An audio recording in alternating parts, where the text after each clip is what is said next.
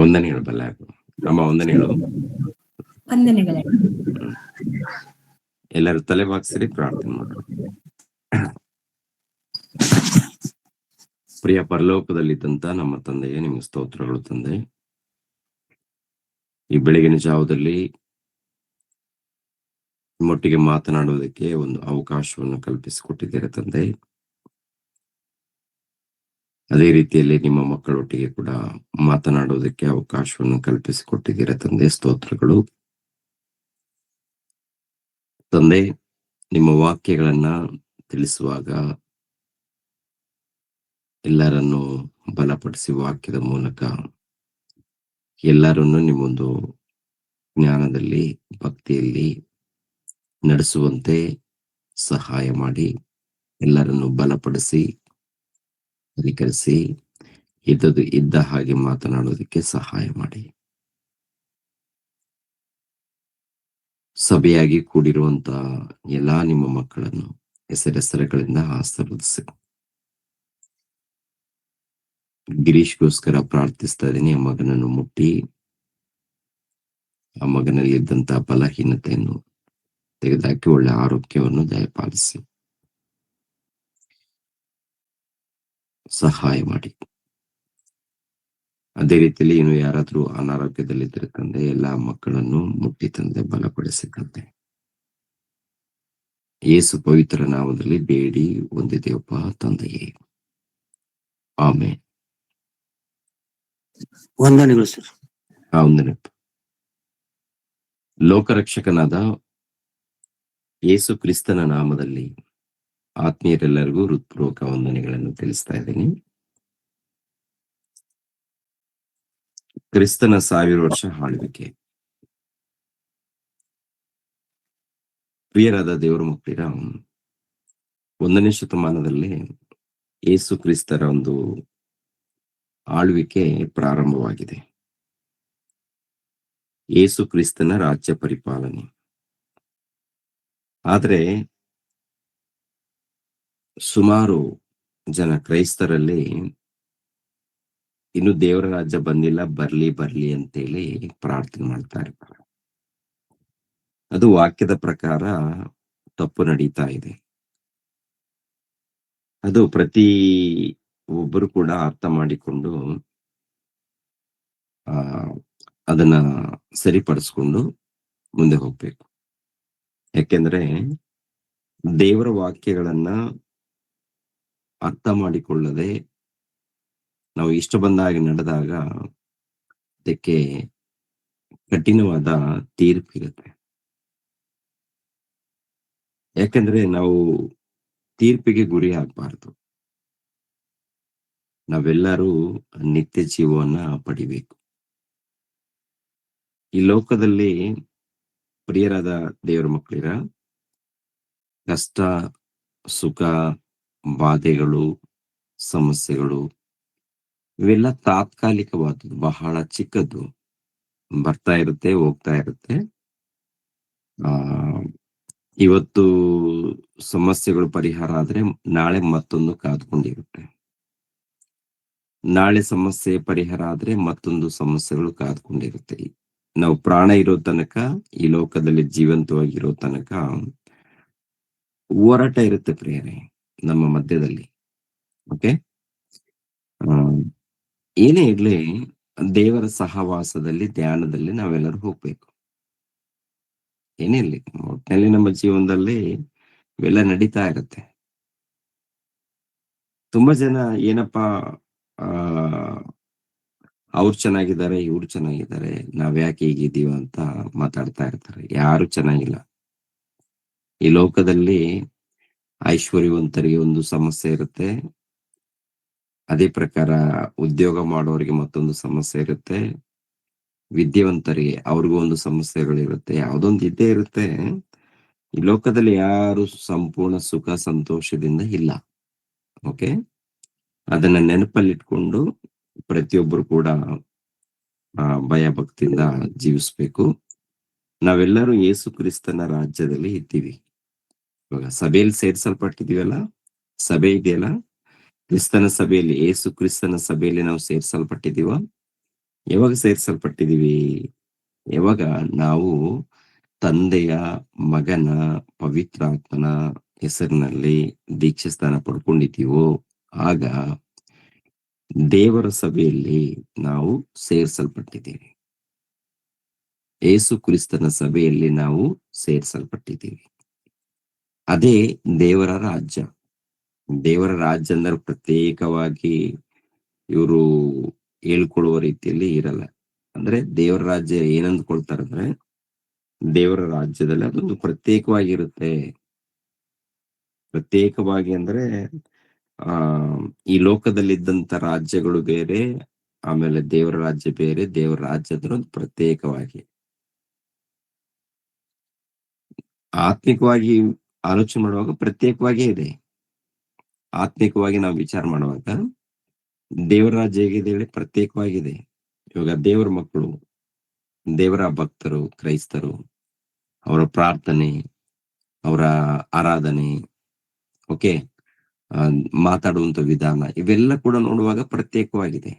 ಆದ್ರೆ ಇವ್ರು ನೆನ್ಸೋದೇನಪ್ಪ ಅಂದ್ರೆ, ಕೆಲವ್ರು ನೆನ್ಸೋದೇನಂದ್ರೆ, ಪರಲೋಕದಲ್ಲಿ ಸಮಾಧಾನ, ನೆಮ್ಮದಿ ಇರುತ್ತಲ್ಲ ಪರಲೋಕದಲ್ಲಿ, ಆ ಒಂದು ವಾತಾವರಣ ಇಲ್ಲಿ ಎದುರು ನೋಡ್ತಾರೆ. ಆದ್ರೆ ದೇವರು ಹೇಳಿರುವಂತ ಮಾತೇನಪ್ಪ ಅಂದ್ರೆ, ಪರಲೋಕದಲ್ಲಿ ದೇವರ ಚಿತ್ತ ನೆರವೇರೋ ಪ್ರಕಾರ ಭೂಲೋಕದಲ್ಲಿ ನೆರವೇರ್ಲಿ ಅಂದ್ರೆ ಅರ್ಥ ಏನಪ್ಪ ಅಂದ್ರೆ, ಪರಲೋಕದಲ್ಲಿ ದೇವದೂತರು ಇದ್ದಾರೆ. ದೇವದೂತರು ದೇವರ ಚಿತ್ತವನ್ನು ನೆರವೇರಿಸ್ತಾ ಇದ್ದಾರೆ. ಯಾರು ಕೂಡ ದೇವರಿಗೆ ವಿರುದ್ಧವಾಗಿ ನಿಂತ್ಕೊಂಡಿಲ್ಲ. ಯಾವ ದೇವದೂತನು ಕೂಡ ಇವಾಗ ಆ ಪಾಪ ಮಾಡೋ ರೀತಿಯಲ್ಲಿ ಅಲ್ಲಿ ಯಾರು ಕೂಡ ಇಲ್ಲ. ಅಲ್ಲಿ ಪರಿಶುದ್ಧರಾಗಿದ್ದಾರೆ, ಒಳ್ಳೆ ರೀತಿಯಿಂದ ಇದ್ದಾರೆ. ಆಲ್ರೆಡಿ ಪ್ರಾರಂಭದಲ್ಲಿ ಜಗತ್ತುಂಟಾಗುವುದಕ್ಕಿಂತ ಮುಂಚಿತವಾಗಿ ಪಾಪ ಮಾಡಿರುವಂತ ದೇವದೂತನು ಸೈತಾನನಾಗಿ ಬದಲಾಗಿದ್ದಾನೆ ಎನ್ನುವಂತ ವಿಷಯವನ್ನು ನಾವು ವಾಕ್ಯದಲ್ಲಿ ನೋಡಿದ್ದೀವಿ ಮೊದಲ್ವಾ. ಆದ್ದರಿಂದ ಪ್ರಿಯರಾದ ದೇವರ ಮಕ್ಕಳಿರ, ಪರಲೋಕದಲ್ಲಿ ದೇವರ ಚಿತ್ತ ನೆರವೇರುವ ಪ್ರಕಾರ ಭೂಲೋಕದಲ್ಲಿ ಕೂಡ ನೆರವೇರ್ಲಿ ಅಂದ್ರೆ, ದೇವದೂತರು ಯಾವ ರೀತಿ ದೇವರ ಮಾತನ್ನ ಕೇಳ್ತಾರೋ ಅದೇ ಪ್ರಕಾರ ಭೂಲೋಕದಲ್ಲಿ ಪ್ರತಿ ವ್ಯಕ್ತಿಗಳು ದೇವರ ಚಿತ್ತವನ್ನು ನೆರವೇರಿಸ್ಬೇಕು. ಅದು ದೇವರ ಚಿತ್ತ ನೆರವೇರಬೇಕಾದ್ರೆ ದೇವರನ್ನ ತಿಳ್ಕೊಳ್ಬೇಕು. ತಿಳಿದುಕೊಂಡು ದೇವರ ಸಭೆಯಲ್ಲಿ, ಯೇಸು ಕ್ರಿಸ್ತರ ಸಭೆಯಲ್ಲಿ ಸೇರಿಸಲ್ಪಟ್ಟು ಪ್ರಾರ್ಥನೆಯಲ್ಲಿ, ಆರಾಧನೆಯಲ್ಲಿ, ಭಕ್ತಿಯಲ್ಲಿ ಜೀವಿಸ್ಬೇಕು. ಇದು ದೇವರ ಎದುರು ನೋಡುವುದು. ಅಂದ್ರೆ ದೇವ್ರ ಜೊತೆಯಲ್ಲಿ ಇರ್ತಾರೆ, ನಮ್ಮನ್ನ ಕೈ ಬಿಡಲ್ಲ ಅವರು. ದೇವರು ನಮ್ಮನ್ನ ಕೈ ಬಿಡಲ್ಲ, ಯಾವಾಗ್ಲೂ ಜೊತೆಯಾಗಿದ್ದು ಕಾಪಾಡ್ತಾರೆ. ಪ್ರಕಟಣೆ ಗ್ರಂಥಕ್ಕೆ ಬರೋಣ. ಕಳೆದ ವಾರದಲ್ಲಿ ಪ್ರಕಟಣೆ ಗ್ರಂಥದಲ್ಲಿ ಇದ್ದಂತ ವಿಷಯಗಳನ್ನ ತಿಳ್ಕೊಂಡು ಮುಗಿಸಿದೀವಿ. ಅಲ್ಲಿಂದನೇ ಮತ್ತೆ ಪ್ರಾರಂಭ ಮಾಡೋಣ. ಪ್ರಕಟಣೆ ಗ್ರಂಥ 20ನೇ ಅಧ್ಯಾಯ 4ನೇ ವಚನದಿಂದ 6ನೇ ವಚನದವರೆಗೆ ಓದಿ ಮಾ. ತರುವಾಯ ಸಿಂಹಾಸನಗಳು ಕಂಡೆನು, ಅವುಗಳ ಮೇಲೆ ಜನರು ಕೂತಿದ್ದರು. ನ್ಯಾಯ ತೀರಿಸುವ ಅಧಿಕಾರವು ಅವರಿಗೆ ಕೊಡಲ್ಪಟ್ಟಿತ್ತು. ಇದಲ್ಲದೆ ಯೇಸುವಿನ ವಿಷಯವಾದ ಸಾಕ್ಷಿಯ ನಿಮಿತ್ತವಾಗಿಯೂ ದೇವರ ವಾಕ್ಯದ ನಿಮಿತ್ತವಾಗಿಯೂ ತಲೆಹೂಯಿಸಿಕೊಂಡವರ ಆತ್ಮಗಳನ್ನು ಮೃಗಕ್ಕೂ ಅದರ ವಿಗ್ರಹಕ್ಕೂ ನಮಸ್ಕರಿಸದೆ, ತಮ್ಮ ಹಣೆಯ ಮೇಲೆ ಮತ್ತು ಕೈಯ ಮೇಲೆ ಗುರುತು ಹಾಕಿಸಿಕೊಳ್ಳದೆ ಇರುವವರನ್ನು ಕಂಡೆನು. ಅವರು ಜೀವಿತರಾಗಿ ಎದ್ದು 1000 ವರ್ಷ ಕ್ರಿಸ್ತನೊಂದಿಗೆ ಆಳಿದರು.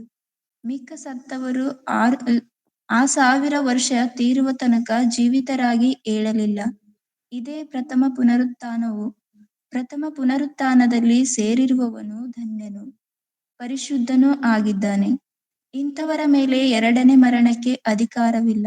ಆದರೆ ಅವರು ದೇವರಿಗೂ ಕ್ರಿಸ್ತನಿಗೂ ಯಾಜಕರಾಗಿ ಕ್ರಿಸ್ತನೊಂದಿಗೆ ಆ 1000 ವರ್ಷ ಆಳುವರು.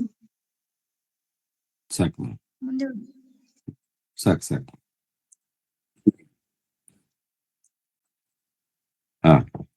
ಗಮನಿಸ್ರಿ, ಕಳೆದ ವಾರದಲ್ಲಿ 4ನೇ ವಚನದಲ್ಲಿ ಕೆಲವು ವಿಷಯಗಳನ್ನು ನಾವು ತಿಳ್ಕೊಂಡಿದ್ವಿ. ಓಕೆ, 4ನೇ ವಚನದಲ್ಲಿ ಏನಿದೆ? ತರುವಾಯ ಸಿಂಹಾಸನವನ್ನು ಕಂಡೆನು, ಅವುಗಳ ಮೇಲೆ ಜನರು ಕೂತಿದ್ದರು. ನ್ಯಾಯ ತೀರಿಸುವ ಅಧಿಕಾರವು ಅವರಿಗೆ ಕೊಡಲ್ಪಟ್ಟಿತು. ಇದಲ್ಲದೆ ಯೇಸುವಿನ ವಿಷಯವಾದ ಸಾಕ್ಷಿಯ ನಿಮಿತ್ತವಾಗಿಯೂ ದೇವರ ವಾಕ್ಯದ ನಿಮಿತ್ತವಾಗಿಯೂ ತಲೆ ವಹಿಸಿಕೊಂಡವರ ಆತ್ಮಗಳನ್ನು ಮೃಗಕ್ಕೂ ಅದರ ವಿಗ್ರಹಕ್ಕೂ ನಮಸ್ಕರಿಸದೆ ತಮ್ಮ ಹಣೆಯ ಮೇಲೆ ಮತ್ತು ಕೈ ಮೇಲೆ ಗುರುತು ಹಾಕಿಸಿಕೊಳ್ಳದೆ ಇರುವವರನ್ನು ಕಂಡೆನು. ಅವರು ಜೀವಿತರಾಗಿ ಎದ್ದು 1000 ವರ್ಷ ಕ್ರಿಸ್ತನೊಂದಿಗೆ ಆಳಿದರು ಅಂತ ತಿಳ್ಕೊಂಡಿವಿ. ಅಂದ್ರೆ ಸತ್ತೋರಂದ್ರೆ ಬೇರೆ ಯಾರು ಅಲ್ಲ. ಇವಾಗ ನೋಡಿ, ಭೂಲೋಕದಲ್ಲಿ ಇದ್ದಂತ ನಾವು ಒಂದು ಕಾಲದಲ್ಲಿ ದೇವರನ್ನ ತಿಳಿಯದೇ ಇದ್ದಾಗ ದೇವರ ದೃಷ್ಟಿಯಲ್ಲಿ ಸತ್ತವರಾಗಿದ್ದೀವಿ. ಸತ್ತವರಾಗಿದ್ದಂತ ನಾವು ಯಾವಾಗ ಜೀವಿತರಾಗ್ತೀವಿ ಅಂದಾಗ, ಪ್ರಿಯರಾದ ದೇವರ ಮಕ್ಕಳಿರ, ಯೋಹಾನನು ಬರೆದ ಸುವಾರ್ತೆ 3ನೇ ಅಧ್ಯಾಯ 3ನೇ ವಚನವನ್ನ ನೋಡಿ ಪ್ರಿಯರೇ. ಯೋಹಾನನು ಬರೆದ ಸುವಾರ್ತೆ 3ನೇ ಅಧ್ಯಾಯ 3ನೇ ವಚನವನ್ನ ಓದಮ್ಮ. ಅದಕ್ಕೆ ಯೇಸು, ನಾನು ನಿನಗೆ ನಿಜ ನಿಜವಾಗಿಯೂ ಹೇಳುತ್ತೇನೆ, ಒಬ್ಬನು ಹೊಸದಾಗಿ ಹುಟ್ಟದಿದ್ದರೆ ಅವನು ದೇವರ ರಾಜ್ಯವನ್ನು ಕಾಣಲಾರನು ಅಂದನು. ಸಾಕು.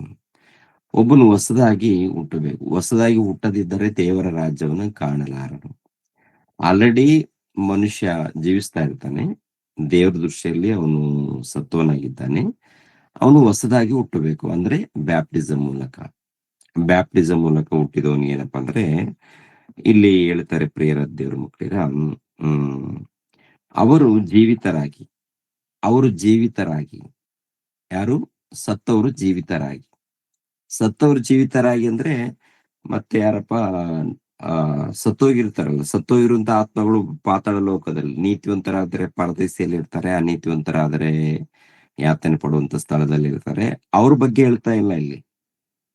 ಅವ್ರ ಬಗ್ಗೆ ಅಲ್ಲ. ಅವ್ರಿಗೆ 2ನೇ ಆಗಮನದಲ್ಲಿ ನಿತ್ಯ ಜೀವನ, ಅಂದ್ರೆ ನೀತಿವಂತರಿಗೆ ನಿತ್ಯ ಜೀವನ ಪಡ್ಕೊಳ್ಳುವಂಥದ್ದು ಇರುತ್ತೆ. ಅವ್ರ ಬಗ್ಗೆ ಅಲ್ಲ ಇಲ್ಲಿ. ಸತ್ತವರು, ಮೊದಲನೇದಾಗಿ ಸತ್ತವ್ರು ಅಂದ್ರೆ ದೇವರ ದೃಷ್ಟಿಯಲ್ಲಿ ಸತ್ತವರಾಗಿದ್ದೀವಲ್ವಾ. ಅಂದ್ರೆ ಯೇಸು ಕ್ರಿಸ್ತರನ್ನ ತಿಳಿಯದೇ ಇದ್ದಂತ ನಾವು ಒಂದು ಕಾಲದಲ್ಲಿ ಸತ್ತವರಾಗಿದ್ದೀವಿ. ಯಾವಾಗ ದೇವರನ್ನ ತಿಳ್ಕೊಳ್ತೀವೋ, ತಿಳ್ಕೊಂಡು ದೀಕ್ಷಾಸ್ನಾನ ಪಡ್ಕೊಂಡಾಗ ಅವಾಗ ಜೀವ ಬರುತ್ತೆ. ಕ್ರಿಸ್ತನಲ್ಲೇ ನಮ್ಗೆ ಏನ್ ಬರುತ್ತೆ? ಜೀವ. ಅದಕ್ಕೆ ಯೋಹಾನ್ ಬರೆದ ಸುವಾರ್ತೆಯಲ್ಲಿ ಕೂಡ ಈ ಮಾತಿರುತ್ತೆ. 5ನೇ ಅಧ್ಯಾಯ 24ನೇ ವಚನ. 5:24ನೇ ವಚನ ಓದಮ್ಮ. ನನ್ನ ವಾಕ್ಯವನ್ನು ಕೇಳಿ ನನ್ನನ್ನು ಕಳಿಸಿದಾತನನ್ನು ನನ್ನ ವಾಕ್ಯವನ್ನು ಕೇಳಿ ನನ್ನನ್ನು ಕಳಿಸಿದಾತನು ನಂಬುವವನು ನಿತ್ಯ ಜೀವವನ್ನು ಹೊಂದಿದ್ದಾನೆ. ಅವನು ತೀರ್ಪಿಗೆ ಗುರಿಯಾಗುವುದಿಲ್ಲ, ಮರಣದಿಂದ ಪಾರಾಗಿ ಜೀವಕ್ಕೆ ಸೇರಿದ್ದಾನೆ. ಸಾಕು. ನೋಡಿದ್ರ, ಇವಾಗ ನನ್ನ ವಾಕ್ಯವನ್ನು ಕೇಳಿ, ಓಕೆ, ಏನಿರುತ್ತೆ ಮಾತು? ನಿಮಗೆ ನಿಜ ನಿಜವಾಗಿ ಹೇಳುತ್ತೇನೆ, ನನ್ನ ವಾಕ್ಯವನ್ನು ಕೇಳಿ ನನ್ನನ್ನು ಕಳಿಸಿದ ಆತನನ್ನು ನಂಬುವನು ನಿತ್ಯ ಜೀವನ ಹೊಂದಿದ್ದಾನೆ. ಅವನು ತೀರ್ಪಿಗೆ ಗುರಿಯಾಗುವುದಿಲ್ಲ, ಮರಣದಿಂದ ಪಾರಾಗಿ ಜೀವಕ್ಕೆ ಸೇರಿದ್ದಾನೆ. ಮರಣದಿಂದ ಪಾರಾಗಿ ಎಲ್ಲಿ ಸೇರಿದ್ದಾನೆ? ಜೀವಕ್ಕೆ ಸೇರಿದ್ದಾನೆ. ಅಂದ್ರೆ ಇಲ್ಲಿ ನೋಡ್ತೀವಲ್ವಾ, ಏನು? ಅವರು ಜೀವಿತರಾಗಿ ಅಂದ್ರೆ ಮತ್ತು ಎಲ್ಲೋ ಇದ್ದವ್ರಂತ ಅಂದ್ಕೋಬೇಡಿ. ಪಾತಾಳದಲ್ಲಿ ಇದ್ದವರಲ್ಲ, ಭೂಮಿ ಮೇಲೆ ಇದ್ದವರು. ಒಂದು ಕಾಲದಲ್ಲಿ ಅನ್ಯರಾಗಿದ್ದಂತ ನಾವು, ಇಲ್ಲ ಇಸ್ರೇಲ್ ಜನಾಂಗದವರು ಕೂಡ ಯೇಸು ಕ್ರಿಸ್ತರ ನಂಬದೇ ಇದ್ರೆ ಸತ್ತವರೇ. ಯೇಸು ಕ್ರಿಸ್ತರನ್ನ ನಂಬದೇ ಇದ್ದವರು ದೇವ್ರ ದೃಷ್ಟಿಯಲ್ಲಿ ಸತ್ತವರು. ಯಾವಾಗ ಯೇಸು ಕ್ರಿಸ್ತರ ನಂಬ್ತೀವಿ, ಆ ದೇವರನ್ನ ತಿಳಿದುಕೊಂಡು ಆಮೇಲೆ ಪಶ್ಚಾತ್ತಾಪ ಪಟ್ಟು ದೀಕ್ಷಾಸ್ನಾನ ಪಡ್ಕೊಳ್ತೀವಿ ನೋಡಿ, ಅವತ್ತು ನಮ್ಗೆ ಏನ್ ಬಂದಿದೆ? ಜೀವ ಬಂದಿದೆ. ಅವತ್ತೇನ್ ಬಂದಿದ್ದೀರಿ? ಜೀವ ಬಂದಿದೆ. ಜೀವ ಪಡ್ಕೊಂಡಿದೀವಿ. ಅವರು ಜೀವಿತರಾಗಿ ಎದ್ದು 1000 ವರ್ಷ ಕ್ರಿಸ್ತನೊಂದಿಗೆ ಆಳಿದರು. 1000 ವರ್ಷ ಅಂದ್ರೆ ನಾವು ಭೂಲೋಕದಲ್ಲಿ ಸಾವಿರಾರು ವರ್ಷಗಳ ಹಾಗೆ ಇರ್ತೀವಂತಲ್ಲ. 1000 ವರ್ಷ ಎಂಬ ಅಂಕೆ ಬರ್ದಿರುವುದರಿಂದ ಇವರೆಲ್ಲರೂ ಸೇರಿ 1000 ವರ್ಷ ಪರಿಪಾಲನೆ ಮಾಡ್ತಾರಂತೇಳಿ ಈ ರೀತಿ ಅಂದ್ಕೊಳ್ತಾರೆ. ಸತ್ತೋದವರು ಅಂದ್ರೆ ಪಾತಾಳ ಲೋಕದಲ್ಲಿ ಇದ್ದಾರಲ್ಲ, ಅವರು ಸತ್ತು ಮತ್ತೆ ಬದುಕಿ ಬರ್ತಾರೆ. ಬದುಕಿ ಬಂದು ಕ್ರಿಸ್ತನೊಂದಿಗೆ 1000 ವರ್ಷ ಪರಿಪಾಲನೆ ಮಾಡ್ತಾರಂತೇಳಿ ಈ ಭ್ರಮೆಯಲ್ಲಿದ್ದಾರೆ ಎಲ್ಲರೂ. ಅದಲ್ಲ, ಪ್ರಕಟಣೆ ಗ್ರಂಥದಲ್ಲಿ ಬರೆಯಲ್ಪಟ್ಟಂತ ವಿಷಯಗಳೇನಪ್ಪಾ ಅಂದ್ರೆ, ಹೋಲಿಸಿ ಬರೆದಿದ್ದಾರೆ, ವರ್ಣಿಸಿದ್ದಾರೆ, ಹೋಲಿಸಿ ಹೇಳಿದ್ದಾರೆ. ಆದ್ದರಿಂದ ಆಲೋಚನೆ ಮಾಡಬೇಕು. ವರ್ಣಿಸುವಂಥದ್ದು ಅಂದ್ರೆ ಅರ್ಥ ಏನು? ವರ್ಣಿಸುವಂಥದ್ದು, ಓರಿಸುವಂಥದ್ದು ಅಂದ್ರೆ ಈ ಪ್ರಕಟಣೆ ಗ್ರಂಥ ಹೆಂಗಿರುತ್ತೆ ಹೇಳಿ? ಪ್ರಕಟಣೆ ಗ್ರಂಥದಲ್ಲಿ 7 ಸಭೆಗಳಂತ ಹೇಳ್ತಾರೆ. ಆಮೇಲೆ 7 ಸಭೆಗಳಿಗೆ 7 ನಕ್ಷತ್ರಗಳಂತ ಹೇಳ್ತಾರೆ. ಓಕೆ, 7 ಆತ್ಮಗಳು ಅಂತಾನು ಹೇಳ್ತಾರೆ. ಆಮೇಲೆ ಸೈತಾನಿಗೆ ಏನಂತ ಹೋಲಿಸ್ತಾರೆ? ಸೈತಾನ್ ಅಂದ್ರೆ ಒಬ್ಬ ದೂತ, ಆಪಾದಕ ದೂತ, ಪರಲೋಕದಲ್ಲಿ ಒಬ್ಬ ದೂತ ಅವನು, ಹೌದಲ್ವಾ? ಪ್ರಾರಂಭದಲ್ಲಿ ಒಬ್ಬ ದೂತನು ಸೈತಾನನಿಗೆ ಹೇಗ್ ಬದಲಾಗ್ತಾನೆ? ಯಾವಾಗ ದೇವರ ಮಾತನ್ನ ತಿರಸ್ಕರಿಸಿ ಪಾಪ ಮಾಡ್ತಾನೋ ಅವಾಗ ಅವನಿಗೆ ಸೈತಾನನೆಂದು, ಆಪಾದಕ ದೂತನೆಂದು ಅವನಿಗೆ ಹೆಸರು ಬರುತ್ತೆ. ಪುರಾತನ ಘಟಸರ್ಪ. ಅವನು ಘಟಸರ್ಪ ಅಂದ್ರೆ ಏನು? ಅವನು ಘಟಸರ್ಪ ಅಂದ್ರೆ ಮುರುಘ ಅಂದ್ರೆ ಅವನು ಮುರುಘನ. ಅವನೊಬ್ಬ ದೂತ ಏನ್ರಿ, ಅವನು ಒಬ್ಬ ದೂತ. ಅದೇ ಪ್ರಕಾರ ಏನಪ್ಪಾ ಅದು, ಮೃಗಕ್ಕೆ 7 ತಲೆಗಳಂತ ಹೇಳ್ತಾರೆ. ಮೃಗಕ್ಕೆ 7 ತಲೆಗಳು, 10 ಕೊಂಬುಗಳು, 10 ಮುಕುಟಗಳು. ಏನ್ ಅರ್ಥ ಏನು? ಮೃಗ ಅಂದ್ರೆ ಮೃಗ ಬರುತ್ತಾ? ಅದಕ್ಕೆ 7 ತಲೆಗಳಿರುತ್ತಾ? ಅದಕ್ಕೆ 10 ಕೊಂಬುಗಳಿರುತ್ತಾ? ಅಂದ್ರೆ ಮೃಗ ಅಂದ್ರೆ ಸಾಮ್ರಾಜ್ಯ, ಮೃಗಗಳು ಸಾಮ್ರಾಜ್ಯ ಅಂದ್ರೆ ರೋಮ ಸಾಮ್ರಾಜ್ಯಕ್ಕೆ ಹೋಲಿಸಿದ್ದಾರೆ. ಈ ಜ್ಞಾನ ಯಾರಿಗೂ ಗೊತ್ತಿಲ್ಲ ರೀ. ಪ್ರಿಯರ ದೇವ್ರ ಮಕ್ಕಳಿರ, ಒತ್ತಿ ಯಾಕೆ ಹೇಳ್ತೀನಿ ಅಂದ್ರೆ, ಗ್ರಂಥದಲ್ಲಿ ಬರೆಯಲ್ಪಟ್ಟಂತ ವಿಷಯಗಳನ್ನ ಸುಮಾರು ಸಾರಿ ಪರಿಶೋಧನೆ ಮಾಡಿ ಹೇಳ್ತಾ ಇದೀವಿ. ಸುಮ್ಮನೆ ಏನೋ ಬಾಯಿ ಬಂದಂಗೆ ಏನು ಮಾತಾಡ್ತಾ ಇಲ್ಲ. ಎಲ್ಲರಿಗೂ ಅರ್ಥ ಆಗುವಂತ ರೀತಿಯಲ್ಲಿ ಈ ವಿಷಯಗಳನ್ನ ತಿಳಿಸ್ತಾ ಇದೀವಿ. ತಿಳ್ಕೊಂಡವರು ಭಾಗ್ಯವಂತರಾಗ್ತಾರೆ, ಧನ್ಯರಾಗ್ತಾರೆ. ಇಂಥ ಅವಕಾಶ ದೇವ್ರು ಕೊಟ್ಟಿದಾರಲ್ಲ, ಇದನ್ನ ಯಾರು ಸದ್ವಿನಿಯೋಗ ಮಾಡ್ಕೊಳ್ತಾರೋ ಅವ್ರು ಶ್ರೇಷ್ಠರು, ಭಾಗ್ಯವಂತರು. ಅಂದ್ರೆ ವರ್ಣಿಸಿದ್ದಾರೆ ದೇವರು. ಸೈತಾನನನ್ನ ವರ್ಣಿಸಿದ್ದಾರೆ. ಓಕೆ, ಎರಡನೇದಾಗಿ ಸಭೆಯನ್ನು ಕೂಡ ವರ್ಣಿಸ್ತಾರೆ. ದೇವರ ರಾಜ್ಯವನ್ನು ಕೂಡ ವರ್ಣಿಸಿದ್ದಾರೆ. ದೇವರ ರಾಜ್ಯ ಎಷ್ಟು ವರ್ಷ ಪಾಲನೆ ಇರುತ್ತೆ ಅಂತ ನೋಡುವಾಗ ಇದರಲ್ಲಿ 1000 ವರ್ಷ ಅಂತ ಇರುತ್ತೆ. 1000 ವರ್ಷ ಅಂದ್ರೆ ಅರ್ಥ ಏನಪ್ಪಾ ಅಂದ್ರೆ ದೀರ್ಘಕಾಲ. ಇವಾಗ ಪ್ರತಿ ವಚನಗಳನ್ನ ಪರಿಶೋಧನೆ ಮಾಡುವಾಗ ದೇವರ ರಾಜ್ಯ ಎಲ್ಲಿ ತನಕ ಇರುತ್ತೆ ಅಂದ್ರೆ ಯುಗಗಳಂದ್ರೆ ಪ್ರಿಯರ ದೇವ್ರ ಮಕ್ಕಳೇ ಶಾಶ್ವತ ಕಾಲ ಅಂತ ಹೇಳ್ತಾರೆ. ಅಂತ್ಯವೇ ಇಲ್ಲ ಅಂತ ಹೇಳ್ತಾರೆ ದೇವರ ರಾಜ್ಯಕ್ಕೆ ಅಂತ್ಯವೇ ಇಲ್ಲ. ಇವಾಗ ಗಬ್ರಿಯಲ್ ದೇವದೂತನು ಬಂದು ಮರಿಯಮ್ಮಳ ಬಳಿಯಲ್ಲಿ ಏನ್ರಿ ಮಾತಾಡ್ತಾರಲ್ಲ, ಅಮ್ಮ ನಿನ್ನ ಗರ್ಭದ ಮೂಲಕ ಲೋಕ ರಕ್ಷಕ ನೋಡ್ತಾ ಇದ್ದಾನಮ್ಮ, ಆತನ ಮೂಲಕ ದಾವಿದನ ರಾಜ್ಯವು ಪರಿಪಾಲನೆ ನಡೆಯುತ್ತೆ, ಆತನ ರಾಜ್ಯಕ್ಕೆ ಅಂತ್ಯವೇ ಇಲ್ಲ ಅಂತ ಇರುತ್ತೆ. ಆತನ ರಾಜ್ಯಕ್ಕೆ ಏನಿಲ್ಲ, ಅಂತ್ಯವೇ ಇಲ್ಲ. ಅಂತ್ಯವಿಲ್ಲದ ರಾಜ್ಯ, ಕೊನೆವಿಲ್ಲದ ರಾಜ್ಯ. ಇವಾಗ ಯೇಸು ಕ್ರಿಸ್ತರ 2ನೇ ಆಗಮನದವರೆಗೆ ರಾಜ್ಯ ಪರಿಪಾಲನೆ ನಡೆಯುತ್ತೆ. ಯಾರ ಮೂಲಕ ನಡೆಯುತ್ತೆ? ರಾಜ್ಯ ಪರಿಪಾಲನೆ ಯಾರ ಮೂಲಕ ನಡೆಯುತ್ತೆ? ಕ್ರೈಸ್ತರ ಮೂಲಕ. ಅವ್ರ ಹಿಂದೆ ಯಾರಿದ್ದಾರೆ? ಯೇಸು ಕ್ರಿಸ್ತರಿದ್ದಾರಾ ಇಲ್ವಾ? ಕ್ರಿಸ್ತನೊಂದಿಗೆ ಆಳಿದಾರೆ ಅಂದ್ರೆ ಈಗ ಯೇಸು ಕ್ರಿಸ್ತರು ಎಲ್ಲಿದ್ದಾರೆ? ನಮ್ಮಲ್ಲಿ ನಿಜವಾಗ್ಲೂ ವಾಕ್ಯದ ಪ್ರಕಾರ ನೋಡುವಾಗ ನಮ್ಮಲ್ಲಿ ಇದ್ದಾರ? ಯೇಸು ಕ್ರಿಸ್ತರಿದ್ದಾರ ಅಂದ್ರೆ ನೇರವಾಗಿ ಪ್ರತ್ಯಕ್ಷವಾಗಿ ಯೇಸು ಕ್ರಿಸ್ತರು ಕಾಣ್ಬೇಕಾ? ಪ್ರತ್ಯಕ್ಷವಾಗಿ ಇವ್ರು ಏನಪ್ಪಾ ಅಂದ್ರೆ ಪ್ರತ್ಯಕ್ಷವಾಗಿ ಕಾಣ್ತಾರೆ, ಯೇಸು ಕ್ರಿಸ್ತರು ಇರ್ತಾರೆ ಅವ್ರ ಜೊತೆಗೆ, ಶಿಷ್ಯರ ಜೊತೆಗೆ. ಅದಲ್ಲ, ಯೇಸು ಪ್ರಭು ಪ್ರತ್ಯಕ್ಷವಾಗಿ ಕಾಣಲ್ಲ, ಆದ್ರೆ ಆತ್ಮ ರೂಪದಲ್ಲಿ ಇದ್ದಾರೆ ಇಲ್ವಾ ನಮ್ಮ ಜೊತೆಯಲ್ಲಿ? ಪವಿತ್ರ ಆತ್ಮನು ಇದ್ದಾನೆ, ಯೇಸು ಕ್ರಿಸ್ತರು ಇದ್ದಾರೆ, ತಂದೆಯಾದ ದೇವರು ಇದ್ದಾರೆ. ಇವಾಗ ನಿಮ್ಮ ದೇಹವು ದೇವರಿಗೆ ಗರ್ಭಗುಡಿಯಾಗಿದೆ ಅಂತಾರೆ. ನಿಮ್ಮ ದೇಹವು ದೇವರಿಗೆ ಗರ್ಭಗುಡಿಯಾಗಿದೆ ಅಂದ್ರೆ ದೇವ್ರು ನಿಮ್ಮಲ್ಲಿ ವಾಸ ಮಾಡ್ತಾನಂದ್ರೆ, ಪವಿತ್ರ ಆತ್ಮನು ನಿಮ್ಮಲ್ಲಿ ವಾಸ ಮಾಡ್ತಾನಂದ್ರೆ, ಯೇಸು ಕ್ರಿಸ್ತರು ನಿಮ್ಮಲ್ಲಿ ವಾಸ ಮಾಡ್ತಾ ಇದ್ದಾನಂದ್ರೆ, ಆಲ್ರೆಡಿ ಯಾವಾಗ ನಾವು ದೀಕ್ಷೆ ಸ್ಥಾನ ಪಡ್ಕೊಳ್ತೀವೋ ಅವಾಗ ತಂದೆಯಾದ ದೇವರಾಗಿರ್ಬೋದು, ಯೇಸು ಕ್ರಿಸ್ತರಾಗಿರ್ಬೋದು, ಪವಿತ್ರಾತ್ಮರಾಗಿರ್ಬೋದು ನಮ್ಮಲ್ಲಿ ಇರ್ತಾರೆ. ನಮ್ಮಲ್ಲಿ ಇರ್ತಾರೆ. ಯೇಸು ಪ್ರಭು ಕೂಡ ತಂದೆಯಾದ ದೇವರಿಗೆ ಒಂದು ಪ್ರಾರ್ಥನೆ ಮಾಡ್ತಾರೆ. ಏನ್ ಪ್ರಾರ್ಥನೆ ಅದು?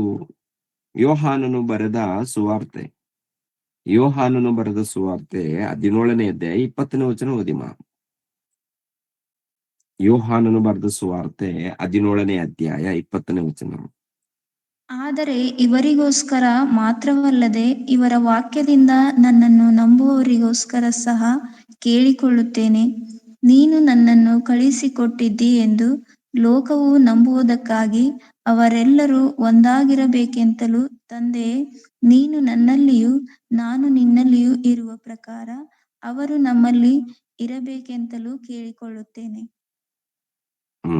ನಾವು ನಾವು ಒಂದಾಗಿರುವ ಪ್ರಕಾರ ಅವರು ಒಂದಾಗಿರಬೇಕೆಂದು ನೀನು ನನಗೆ ಕೊಟ್ಟಿರುವ ಮಹಿಮೆಯನ್ನು ನಾನು ಅವರಿಗೆ ಕೊಟ್ಟಿದ್ದೇನೆ.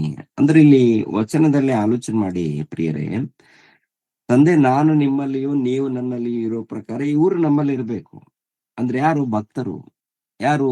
ಯೇಸು ಕ್ರಿಸ್ತರನ್ನ ನಂಬಿರುವಂತ ಕ್ರೈಸ್ತರು. ಕ್ರೈಸ್ತರು ನನ್ನಲ್ಲಿ, ನಾನು ಅವರಲ್ಲಿ, ಒಟ್ಟಲ್ಲಿ ತಂದೆ ಮಗ ಪವಿತ್ರಾತ್ಮರು ಅವರು ಒಂದಾಗಿರ್ತಾರೆ, ಒಗ್ಗಟ್ಟಾಗಿರ್ತಾರೆ. ಅವ್ರು ನಮ್ಮಲ್ಲಿ, ನಾವು ಅವರಲ್ಲಿ ಇರುವಂತದ್ದು. ಅಂದ್ರೆ ಅವ್ರು ಇದ್ದಾರಾ ಇಲ್ವಾ ಅಂತ ನೋಡುವಾಗ ಇದ್ದಾರೆ. ಹೇಗಿದ್ದಾರೆ? ಆತ್ಮ ರೂಪದಲ್ಲಿದ್ದಾರೆ. ಎರಡನೇದಾಗಿ ವಾಕ್ಯ ಇದೆಯಲ್ಲ, ವಾಕ್ಯದ ರೂಪದಲ್ಲೂ ಕೂಡ ಇದ್ದಾರ ಯೇಸು ಪ್ರಭು. ಅಂದ್ರೆ ಮಾತಾಡ್ಬೇಕಾದ್ರೆ ಬಹಳ ವಚನಗಳು ಇರುತ್ತೆ ಪ್ರಿಯರೇ.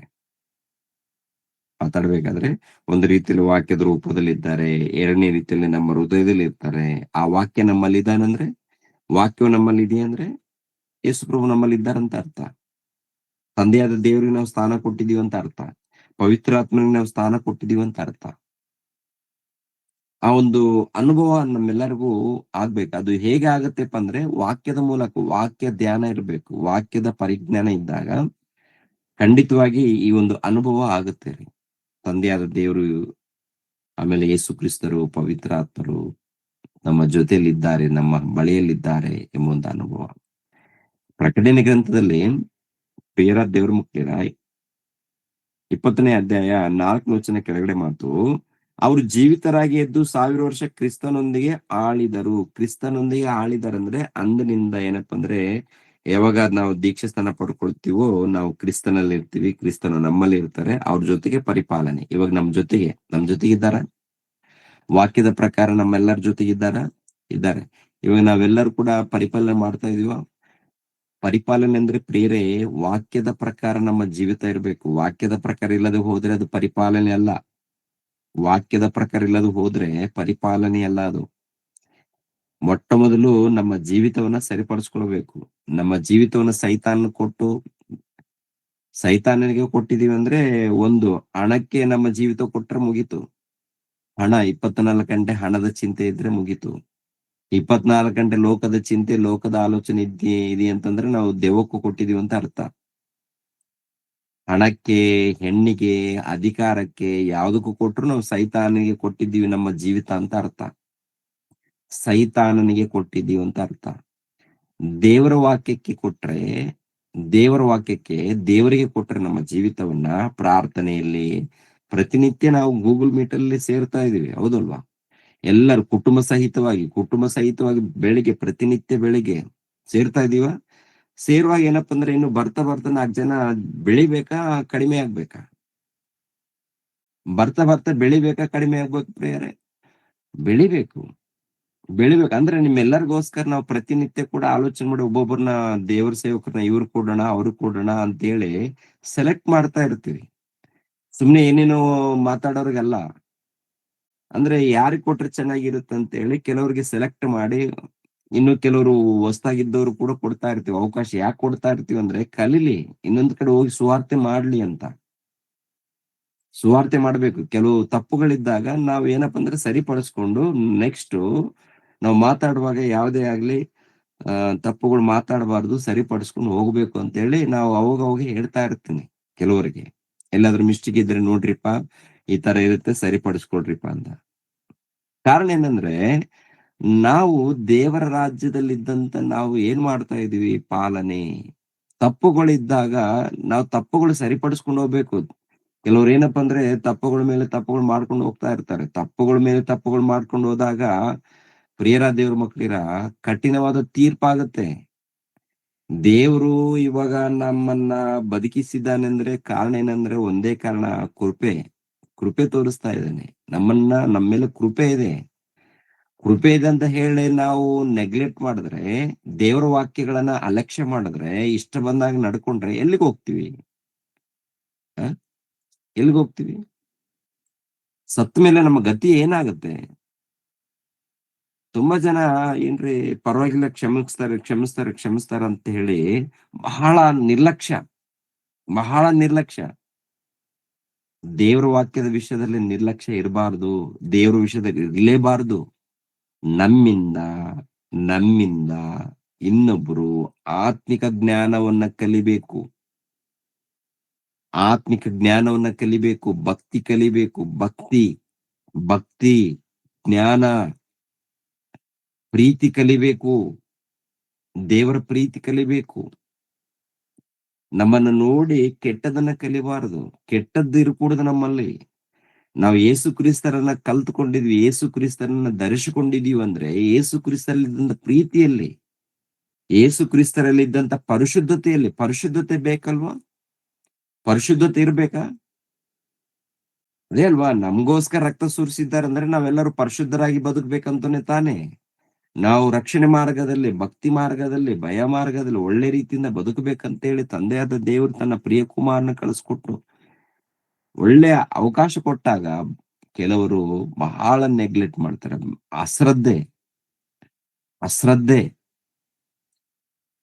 ದೇವ್ರ ವಾಕ್ಯದ ವಿಷಯದಲ್ಲಿ ಅಶ್ರದ್ಧೆ ಮಾಡಬಾರ್ದು, ಅಶ್ರದ್ಧೆ ಇರಕೂಡ್ದು.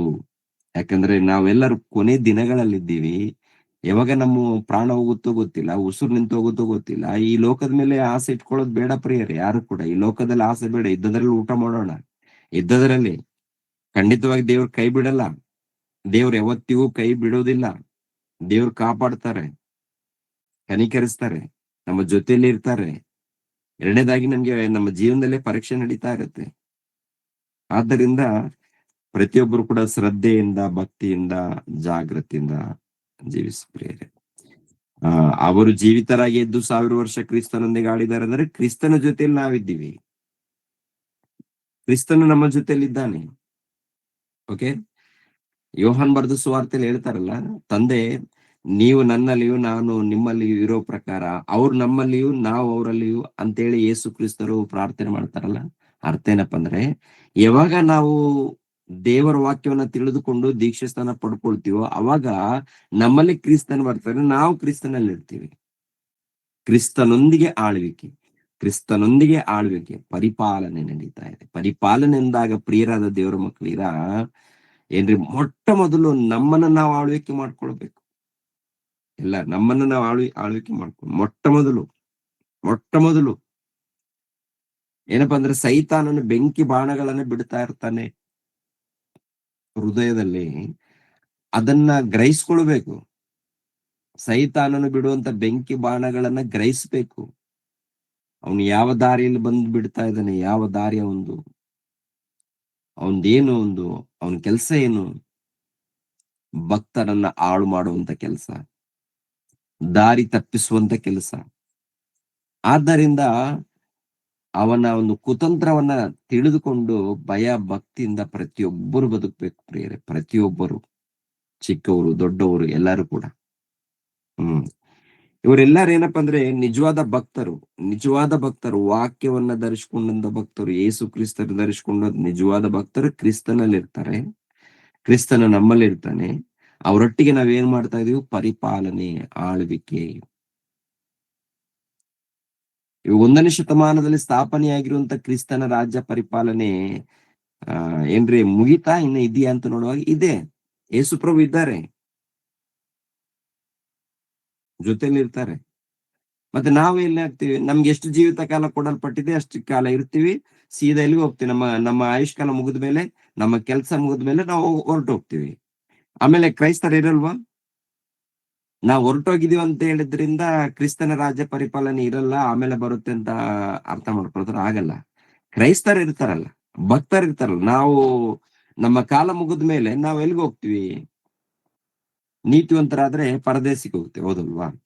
ನೀತಿವಂತರಾದ್ರೆ ಎಲ್ಲಿಗೆ ಹೋಗ್ತೀವಿ ಪ್ರಿಯರೇ? ಪರದೇಶಿಗೆ ಹೋಗ್ತೀವಿ. ಖಂಡಿತವಾಗಿ ವಾಕ್ಯದ ಪ್ರಕಾರ ನಡ್ಕೊಂಡಾಗ, ಖಂಡಿತವಾಗಿ ದೇವ್ರ ವಾಕ್ಯಕ್ಕೆ ವಿಧೇಯರಾದಾಗ ಖಂಡಿತವಾಗಿ ನಾವು ಪರದೇಶಿಗೆ ಹೋಗ್ತೀವಿ.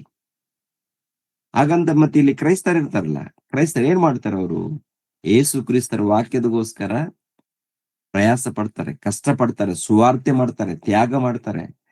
ಅಪೋಸ್ತಲರು ಅವರೆಲ್ಲರೂ ಏನ್ ಮಾಡಿದಾರೋ ಅದೇ ಪ್ರಕಾರ ಪ್ರತಿ ಕ್ರೈಸ್ತರು ಏನ್ ಮಾಡ್ತಾರೆ, ದೇವರ ವಾಕ್ಯಗಳನ್ನ ತಿಳಿದುಕೊಂಡು ಮೊಟ್ಟ ಮೊದಲು ತಮ್ಮನ್ನ ತಾವು ಸರಿಪಡಿಸಿಕೊಂಡು ಆಮೇಲೆ ಲೋಕಕ್ಕೆ ಹೋಗಿ ಸುವಾರ್ತೆ ಮಾಡ್ತಾರೆ.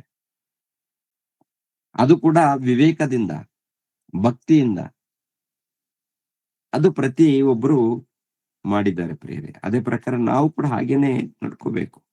ಹ್ಮ್ ಹ್ಮ್ ಮಿಕ್ಕ ಸತ್ತವರು ಆ 1000 ವರ್ಷ ತೀರುವ ತನಕ ಜೀವಿತರಾಗಿ ಏಳಲಿಲ್ಲ. ಮಿಕ್ಕ ಸತ್ತವರು ಏನಾಗಿ ಹೇಳಲಿಲ್ಲ ಏನ್ರಿ? ಅವರು ಜೀವಿತರಾಗಿ ಎದ್ದಾರಂದ್ರೆ ಅರ್ಥ ಆಯ್ತಲ್ಲ. ಜೀವಿತರಾಗಿ ಎದ್ದು ಕ್ರಿಸ್ತನೊಂದಿಗೆ 1000 ವರ್ಷ ಆಳಿದರು ಅಂದ್ರೆ ಓಕೆ, ಗೊತ್ತಾಯ್ತು. 5ನೇ ವಚನ, ಮಿಕ್ಕ ಸತ್ತವರು ಆ 1000 ವರ್ಷ ತೀರುವ ತನಕ ಜೀವಿತರಾಗಿ ಏಳಲಿಲ್ಲ. 1000 ವರ್ಷ ತೀರುವ ತನಕ ಅಂದ್ರೆ ಅರ್ಥ ಏನಪ್ಪಾ ಅಂದ್ರೆ ಯೇಸು ಕ್ರಿಸ್ತರ ರಾಜ್ಯ ಪರಿಪಾಲನೆ ಯುಗ ಯುಗದವರೆಗೆ ಇರುತ್ತೆ. ಅಂದ್ರೆ ಯೇಸು ಕ್ರಿಸ್ತರು ಬರೋ ತನಕ ಇರುತ್ತೆ ಪ್ರಿಯರೇ. ಯೇಸು ಕ್ರಿಸ್ತರು ಬರೋ ತನಕ ಕ್ರಿಸ್ತನ ರಾಜ್ಯ ಪರಿಪಾಲನೆ ಇರುತ್ತೆ. ಈ ಕ್ರಿಸ್ತನ ರಾಜ್ಯ ಪರಿಪಾಲನೆಯಲ್ಲಿ ಏನ್ ಸಾರಲ್ಪಡ್ತಾ ಇದೆ? ದೇವರ ಪ್ರೀತಿ ಸಾರಲ್ಪಡ್ತಾ ಇದೆ. ಕ್ರಿಸ್ತನಲ್ಲಿ ಅಂದ್ರೆ ಯೇಸು ಕ್ರಿಸ್ತನ ರಾಜ್ಯದಲ್ಲಿ ಸೇರಿಸಲ್ಪಟ್ಟಂತ ಭಕ್ತರು ಹೇಗೆ ಜೀವಿಸ್ತಾರೆ? ಅವರು ಭಕ್ತಿಯಿಂದ, ಶ್ರದ್ಧೆಯಿಂದ, ನಿಷ್ಠೆಯಿಂದ. ಎರಡನೇದಾಗಿ ಅವ್ರ ಪಾಲನೆ ಹೇಗಿರುತ್ತೆ, ಅವ್ರ ಜೀವನ ಹೇಗಿರುತ್ತೆ ಅಂತ ನೋಡುವಾಗ, ಪ್ರಿಯರ ದೇವರ ಮಕ್ಕಳಿರ ಆ ಅದೇ ಈ ಭಕ್ತಿ ಇವೆಲ್ಲ ನಡ್ಕೊಂಡು ಆಮೇಲೆ ಹೊರಗಡೆ ಹೋಗಿ ಸುವಾರ್ತೆ ಮಾಡ್ತಾರೆ. ಸುವಾರ್ತೆ ಮಾಡುವಂತ ಏನಪ್ಪಾ ಅಂದ್ರೆ ನ್ಯಾಯ ತೀರುವಿಕೆ. ಸುವಾರ್ತೆ ಮಾಡೋದಿದೆಯಲ್ಲ, ಭಕ್ತರು ದೇವರ ವಾಕ್ಯಗಳನ್ನ ಹಿಡಿದುಕೊಂಡು ಸುವಾರ್ತೆ ಮಾಡ್ತಾರಲ್ಲ, ಹೊರಗಡೆ ಹೋಗಿ ನ್ಯಾಯ ತೀರ್ಸಂದ್ರೆ ಕಠಿಣವಾಗಿ ಮಾತಾಡಬಾರದು. ಪ್ರೀತಿಯಿಂದ ಲೋಕಕ್ಕೆ ಹೋಗಿ ಅನ್ಯರ ಬಳಿಯಲ್ಲಿ ಹೇಗೆ ಮಾತಾಡ್ಬೇಕು ಗೊತ್ತಾಗ್ಬೇಕು ನಮ್ಗೆ. ಓಕೆ, ಅನ್ಯರ ಬಳಿಯಲ್ಲಿ ಹೇಗೆ ಮಾತಾಡ್ಬೇಕು, ಕ್ರೈಸ್ತರ ಬಳಿಯಲ್ಲಿ ಹೇಗೆ ಮಾತಾಡ್ಬೇಕು ತಿಳಿದುಕೊಂಡು ಬುದ್ಧಿವಂತರಾಗಿ ಒಳ್ಳೆ ರೀತಿಯಿಂದ ಮಾತಾಡ್ಬೇಕು. ಕೆಲವ್ರು ಮಾತಾಡ್ತಾರೆ, ಏನ್ ಮಾತಾಡ್ತಾರೋ ಗೊತ್ತಿಲ್ಲ, ಬಂದವರು ಕೂಡ ಸಭೆಯಿಂದ ಹೊರಗಡೆ ಹೋಗ್ಬಿಡ್ತಾರೆ ಅವ್ರು. ಕೆಲವ್ರು ಮಾತಾಡ್ತಾರೆ ಪ್ರಿಯರೇ, ಅವ್ರು ಏನ್ ಮಾತಾಡ್ತಾರೋ ಅವ್ರಿಗೆ ಗೊತ್ತಿಲ್ಲ. ಸುಮ್ನೆ ಒಟ್ಟ ಮಾತಾಡ್ಬಿಡ್ತಾರೆ. ಆಮೇಲೆ ಸಭೆಗೆ ಬಂದವರು ಕೂಡ ನೆಕ್ಸ್ಟ್ ಇನ್ನೊಂದು ಟೈಮ್ ಬರೋದಿಲ್ಲ, ಬಾಯಿ ಬಂದ್ಬಿಡ್ತಾರೆ. ಇವರೆಲ್ಲ ಸರಿ ಇಲ್ಲ ಅಂತ ಅಂದ್ಕೊಳ್ತಾರೆ. ಇವ್ರು ಸರಿ ಇಲ್ಲ ಇವ್ರು ಅಂದ್ರೆ ಯಾರನ್ನೋ ಮಾತಾಡೋದ್ ನೋಡಿ ಏನೋ ಕೇಳಿ ಹೊರಟೋಗ್ಬಿಡ್ತಾರೆ. ಯಾಕೆ ಬರ್ತಾರೋ ಗೊತ್ತಿಲ್ಲ. ಪ್ರಿಯರಾದ ದೇವ್ರ ಮಕ್ಕಳಿಗೆ ಸಭೆಗೆ ಬಂದವರು ಕೂಡ ಇನ್ನೊಂದ್ಸರಿ ಬರೋದಿಲ್ಲ. ಯಾಕೆ ಬರೋದಿಲ್ಲ ಯಾಕೆ ಅಂತಂದ್ರೆ ಕಾರಣ ಏನಪ್ಪಾ ಅಂತ ನೋಡುವಾಗ, ಅವ್ರು ಎಲ್ಲರನ್ನ ಹೊಸ್ದಾಗಿ ಯಾರಾದ್ರೂ ಬಂದಿದಾರಂದ್ರೆ ಪ್ರಿಯರೇ ಸಭೆಗೆ ಎಲ್ಲ ಗಮನಿಸ್ತಾ ಇರ್ತಾರೆ. ಜನ ಹೇಗ್ ಮಾತಾಡ್ತಾರೆ, ಜನರ ಮಧ್ಯದಲ್ಲಿ ಪ್ರೀತಿ ಇದೆಯಾ ಇಲ್ವಾ? ಯಾಕಂದ್ರೆ ಹೊರಗಡೆ ಇದ್ದಂತ ಜನ ಪಾಪ ಬಂದಿದಾರಂದ್ರೆ ಸಮಾಜದಲ್ಲಿ ಪ್ರೀತಿ ಇಲ್ಲ, ಸಮಾಧಾನ ಇಲ್ಲ, ನೆಮ್ಮದಿ ಇಲ್ಲ, ವಾಕ್ಯ ಇಲ್ಲ. ರಾಮ ಬ್ರದರ್ ಇದ್ದಾಗ ಖಂಡಿತವಾಗಿ ನೀವು ವಾಕ್ಯದ ಪ್ರಕಾರ ಬೋಧನೆ ಇದೆ, ಇವ್ರು ಹೋಗೋಣ ಅಂತೇಳಿ ಕೆಲವರು ಬರ್ತಾ ಇರ್ತಾರೆ. ಬಂದಾಗ ಮತ್ತೆ ವಾಪಸ್ ಹೋಗಿದಂದ್ರೆ ಕಾರಣ ಏನಪ್ಪಾ ಅಂದ್ರೆ ಎಲ್ಲ ಗಮನಿಸ್ತಾರೆ, ಇಲ್ಲಿ ಏನೋ ಮಿಸ್ಟೇಕ್ ಇದೆ ಅಂತೇಳಿ ವಾಪಸ್ ಹೋಗ್ತಾ ಇರ್ತಾರೆ. ಏನ್ ಮಿಸ್ಟೇಕ್ ಅಂದ್ರೆ ಏನ್ ನಾವು ಕೆಲವ್ರು ಮಾತಾಡೋದು, ಹುಡುಗರು ಏನ್ ಮಾತಾಡ್ತಾರೋ ಗೊತ್ತಿಲ್ಲ, ಕೆಲವರು ಜಯನ್ ಬಿಡ್ತಾರೆ. ನಿಜ ಪ್ರಿಯರ್, ನಾನು ಯಾಕಂದ್ರೆ ಇವಾಗ ಅಲ್ವಲ್ಲ, ನಾನು ಎಷ್ಟು ವರ್ಷ ಹೇಳಿ 2003ರಿಂದ ನಾವು ಸಭೆಗೋಸ್ಕರ ಪ್ರಯತ್ನ ಮಾಡಿದೀನಿ. ಅವಾಗ್ಲಿಂದ ಎಷ್ಟು ಸಾರಿ ನಾನು ಸಭೆ ವಿಷಯದಲ್ಲಿ ನೋಡುವಾಗ ಜನರು ಎಂತಿಂತವ್ರು ನೋಡಿದೀನಿ ನಾನು. ಎಂತಿಂತವ್ರು ಅಬಾಬು, ಒಳ್ಳೆ ಭಕ್ತರು ನೋಡಿದ್ದೀನಿ, ಆಮೇಲೆ ಕುತಂತ್ರದಲ್ಲಿ ಇದ್ದವ್ರನ್ನ ನೋಡಿದ್ದೀನಿ, ನಟನೆ ಮಾಡೋರ್ನ ನೋಡಿದ್ದೀನಿ. ಇವಾಗ ನೋಡಿದ ತಕ್ಷಣ ಏನ್ರಿ ಒಂದ್ 2-3 ದಿನದ ನೋಡಿದ ತಕ್ಷಣ ನಮ್ಗೆ ಗೊತ್ತಾಗುತ್ತೆ ರೀ. ಆದ್ರೂ ಆತ್ಮಿಕವಾಗಿ ಬೆಳಿಬೇಕಂತಾನೆ ನಾನು ಪ್ರಾರ್ಥನೆ ಮಾಡ್ತಾ ಇದ್ದೀನಿ. ನಾನು ಆತ್ಮಿಕವಾಗಿ ನನ್ನ ತಮ್ಮಂದಿರು, ನನ್ನ ತಂಗಿ, ನನ್ನ ಅಕ್ಕಳು, ದೊಡ್ಡವರಾದ ನನಗೆ ಅಕ್ಕ, ನನ್ನ ತಂಗಿ, ನನ್ನ ತಮ್ಮ, ನನ್ನ ಅಣ್ಣನು ಆತ್ಮಿಕವಾಗಿ ಬೆಳಿಬೇಕು ತಂದೆ. ನಿಮ್ಗೋಸ್ಕರ ಜೀವಿಸ್ಬೇಕು, ನಿಮ್ಮ ರಾಜ್ಯದಲ್ಲಿ ಸೇರಿ ಭಕ್ತಿಯಿಂದ ಕೆಲಸ ಮಾಡ್ಬೇಕು, ಶ್ರದ್ಧೆಯಿಂದ, ನಿಷ್ಠೆಯಿಂದ. ಯಾವಾಗ ನಮ್ಮಲ್ಲಿ ಸ್ವಾರ್ಥ ಬರುತ್ತೋ ನಾವು ಮೋಸ ಹೋಗ್ತಿದ್ವಿ ಅಂತ ಅರ್ಥ. ಸ್ವಾರ್ಥ ಅಂದ್ರೆ ಅರ್ಥ ಏನು? ನಾನೇನೋ ಆಗ್ಬೇಕು, ನನ್ಗೇನೋ ಹೆಸರು ಬರ್ಬೇಕು. ಬೇಡ, ಅದು ದರಿದ್ರ, ಅದು ದೊಡ್ಡ ದೆವ್ವ. ಅದು ಕೆಲಸ ಮಾಡು, ಕೆಲಸ ಮಾಡು, ಶ್ರದ್ಧೆಯಿಂದ ಪ್ರಯಾಸ ಪಡು, ಸುವಾರ್ತೆ ಮಾಡು. ದೇವರು ಎಲ್ಲಿ ಕರ್ಕೊಂಡು ಹೋಗ್ತಾರ ಅಲ್ಲಿ ಕರ್ಕೊಂಡು ಹೋಗ್ತಾರೆ. ಸಭೆಯನ್ನು ಬಿಟ್ಟು ಹೋಗ್ಬಾರ್ದು. ಇವಾಗ ದೇವ್ರ ವಾಕ್ಯ ಇದೆಯಲ್ಲ, ಸತ್ಯವಾದಂತ ಜ್ಞಾನ ಇದೆಯಲ್ಲ, ಈ ಸತ್ಯವಾದಂತ ಜ್ಞಾನ ಇದ್ದ ಮೇಲೆ, ಸತ್ಯವಾದಂತ ಒಂದು ಅವಕಾಶ ಇದ್ಮೇಲೆ ಈ ಅವಕಾಶನ ಬಿಟ್ಟು ನಾವ್ ಎಲ್ಲಿಗೂ ಹೋಗುವಂತ ಅವಶ್ಯಕತೆ ಇಲ್ಲ ಪ್ರಿಯರೇ. ಎಲ್ಲಿಗೂ ಹೋಗುವಂತ ಅವಶ್ಯಕತೆ ಇಲ್ಲ. ದೇವರ ಸಹವಾಸದಲ್ಲಿರ್ಬೇಕು, ಕ್ರಿಸ್ತನ ರಾಜ್ಯದಲ್ಲಿರ್ಬೇಕು. ಈ ಕ್ರಿಸ್ತನ ರಾಜ್ಯವನ್ನ ಬಿಟ್ಟು ಹೊರಗಡೆ ಆ ಕಡೆ ಈ ಕಡೆ ಹೋದ್ರೆ ನಾವ್ ಎಲ್ಲಿಗೆ ಹೋಗ್ತಾ ಇದೀವಿ? ದೇವರ ರಾಜ್ಯವನ್ನು ಬಿಟ್ಟು. ದೇವರ ರಾಜ್ಯ ನಿಜವಾದ ಯೇಸು ಕ್ರಿಸ್ತನ ಸಭೆ, ನಿಜವಾದ ಯೇಸು ಕ್ರಿಸ್ತರ ಸಭೆ. ಸುಳ್ಳು ಸಭೆಗಳು ಕೂಡ, ಅಂದ್ರೆ ವಾಕ್ಯಕ್ಕೆ ವಿರುದ್ಧವಾದಂತ ಸಭೆಗಳು ಕೂಡ ಇದೆ. ಅನೇಕ ಸಭೆಗಳು ಸ್ಥಾಪನೆ ಆಗಿವೆ ವಾಕ್ಯಕ್ಕೆ ವಿರುದ್ಧವಾಗಿರುವಂತದ್ದು. ವಾಕ್ಯದ ಪ್ರಕಾರ 1ನೇ ಶತಮಾನದಲ್ಲಿ ಸ್ಥಾಪನೆಯಾಗಿದೆ, ಅದು ಬೆಳೀತಾ ಬಂದಿದೆ, ಪ್ರಪಂಚಕ್ಕೆ ಹರಡಿಕೊಂಡಿದೆ. ದೇವರ ಮುಕ್ತಿರ ಎಲ್ಲಿದ್ರು ಕೂಡ ನಾವು ಯೇಸು ಕ್ರಿಸ್ತನಲ್ಲಿ ಇರ್ಬೇಕು, ದೇವರಲ್ಲಿರ್ಬೇಕು, ದೇವರ ಸಹವಾಸದಲ್ಲಿರ್ಬೇಕು, ಅನ್ಯೋನ್ಯತೆಯಲ್ಲಿ ಇರ್ಬೇಕು, ಭಕ್ತಿಯಲ್ಲಿ ಇರ್ಬೇಕು. ಓಕೆ, ಇಲ್ಲಿ 5ನೇ ವಚನದಲ್ಲಿ ನೋಡುವಾಗ, ಮಿಕ್ಕ ಸತ್ತವರು ಆ 1000 ವರ್ಷ ತೀರುವ ತನಕ ಜೀವಿತರಾಗಿ ಏಳಲಿಲ್ಲ. ಮಿಕ್ಕ ಸತ್ತವರಂದ್ರೆ ಅರ್ಥ ಏನು? ಯಾರಿವ್ರು? ಇವಾಗ ನಾವು ದೀಕ್ಷೆ ಸ್ಥಾನ ಪಡ್ಕೊಂಡಿರುವಂತ ನಮ್ಗೆ ಏನ್ ಬಂದಿದೆ? ಜೀವ ಬಂದಿದೆ. ನಮ್ಮಲ್ಲಿ ಯಾರಿದ್ದಾರೆ? ಯೇಸು ಕ್ರಿಸ್ತರಿದ್ದಾರೆ. ನಾವು ಜೀವಿತರಾಗಿ ಎದ್ದಿದ್ದೀವಿ. ಜೀವಿತರಾಗಿ ಎದ್ದಂತ ನಾವು ಕ್ರಿಸ್ತನೊಂದಿಗೆ ಆಳ್ವಿಕೆ ಮಾಡ್ತಾ ಇದ್ದೀವಿ. ಕ್ರಿಸ್ತನೊಂದಿಗೆ ಆಳ್ವಿಕೆ ಮಾಡುವಂತ ನಾವು ಹೊರಗಡೆ ಹೋಗಿ ಸುವಾರ್ತೆ ಮಾಡ್ತಾ ಇದೀವಿ. ಏನ್ ಸುವಾರ್ತೆ ಮಾಡ್ತಾ ಇದೀವಿ? ಹೊರಗಡೆ ಯಾರಿದ್ದಾರೆ? ಜನ. ಯಾರವರು? ಜನ ಇದ್ದಾರೆ. ದೇವರ ದೃಷ್ಟಿಯಲ್ಲಿ ಏನಾಗಿದ್ದಾರೆ? ದೇವರ ದೃಷ್ಟಿಯಲ್ಲಿ ಸತ್ತವರಾಗಿದ್ದಾರೆ. ಹೌದಲ್ವಾ? ದೇವರ ದೃಷ್ಟಿಯಲ್ಲಿ ಏನಾಗಿದ್ದಾರೆ? ಒಂದ್ಸರಿ ವಚನ ನೋಡ್ತೀರಾ? ನೋಡಿ, ಎಫೆಸದವರಿಗೆ ಬರೆದ ಪತ್ರಿಕೆ 5ನೇ ಅಧ್ಯಾಯ, ಕ್ಷಮಿಸ್ಬೇಕು, 2ನೇ ಅಧ್ಯಾಯ. ಎಫೆಸದವರಿಗೆ ಬರೆದ ಪತ್ರಿಕೆ 2ನೇ ಅಧ್ಯಾಯ 1ನೇ ವಚನ ನಾನು ಓದ್ತೀನಿ, ಸಮಯ ಆಯ್ತು. ಆತನು ಅಪರಾಧಗಳ ಮತ್ತು ಪಾಪಗಳ ದೆಸೆಯಿಂದ ಸತ್ತವರಾಗಿದ್ದ ನಿಮ್ಮನ್ನು ಸಹ ಬದುಕಿಸಿದನು. ಒಂದು ಕಾಲದಲ್ಲಿ ನಾವೆಲ್ಲರೂ ಸತ್ತವರಾಗಿದ್ದೀವಿ, ಹೌದಲ್ವಾ? ಸತ್ತವರಾಗಿದ್ದೀವಿ ಅಂದ್ರೆ ದೇವರನ್ನ ತಿಳಿಯದೆ ಅಂಧಕಾರದಲ್ಲಿ, ಪಾಪದ ವ್ಯಾಮೋಹದಲ್ಲಿ ಇದ್ದೀವಿ ಅಂತ ಅರ್ಥ. ಈ ಲೋಕದಲ್ಲಿ ಜೀವದಿಂದ ಇದ್ದೀವಿ, ಈ ಲೋಕದಲ್ಲಿ ಬದುಕ್ತಾ ಇದ್ದೀವಿ, ದೇವರ ದೃಷ್ಟಿಯಲ್ಲಿ ಸತ್ತವರಾಗಿದ್ದೀವಿ. ಯೇಸು ಕ್ರಿಸ್ತರ ಮೂಲಕ ನಮ್ಗೆ ಏನ್ ಬಂದಿದೆ? ಜೀವ ಬಂದಿದೆ. ಸತ್ತೋದ್ರು ಕೂಡ ಎಲ್ಲಿಗೆ ಹೋಗ್ತೀವಿ? ಪರದೇಶಿಗೆ ಹೋಗ್ತೀವಿ, ಅಲ್ಲೂ ಕೂಡ ಜೀವ ಇರುತ್ತೆ, ಹೌದಲ್ವಾ? ಓಕೆ, ಇವಾಗ ಪ್ರಕಟಣೆ ಗ್ರಂಥದಲ್ಲಿ ನೋಡಿದೀವಲ್ವಾ?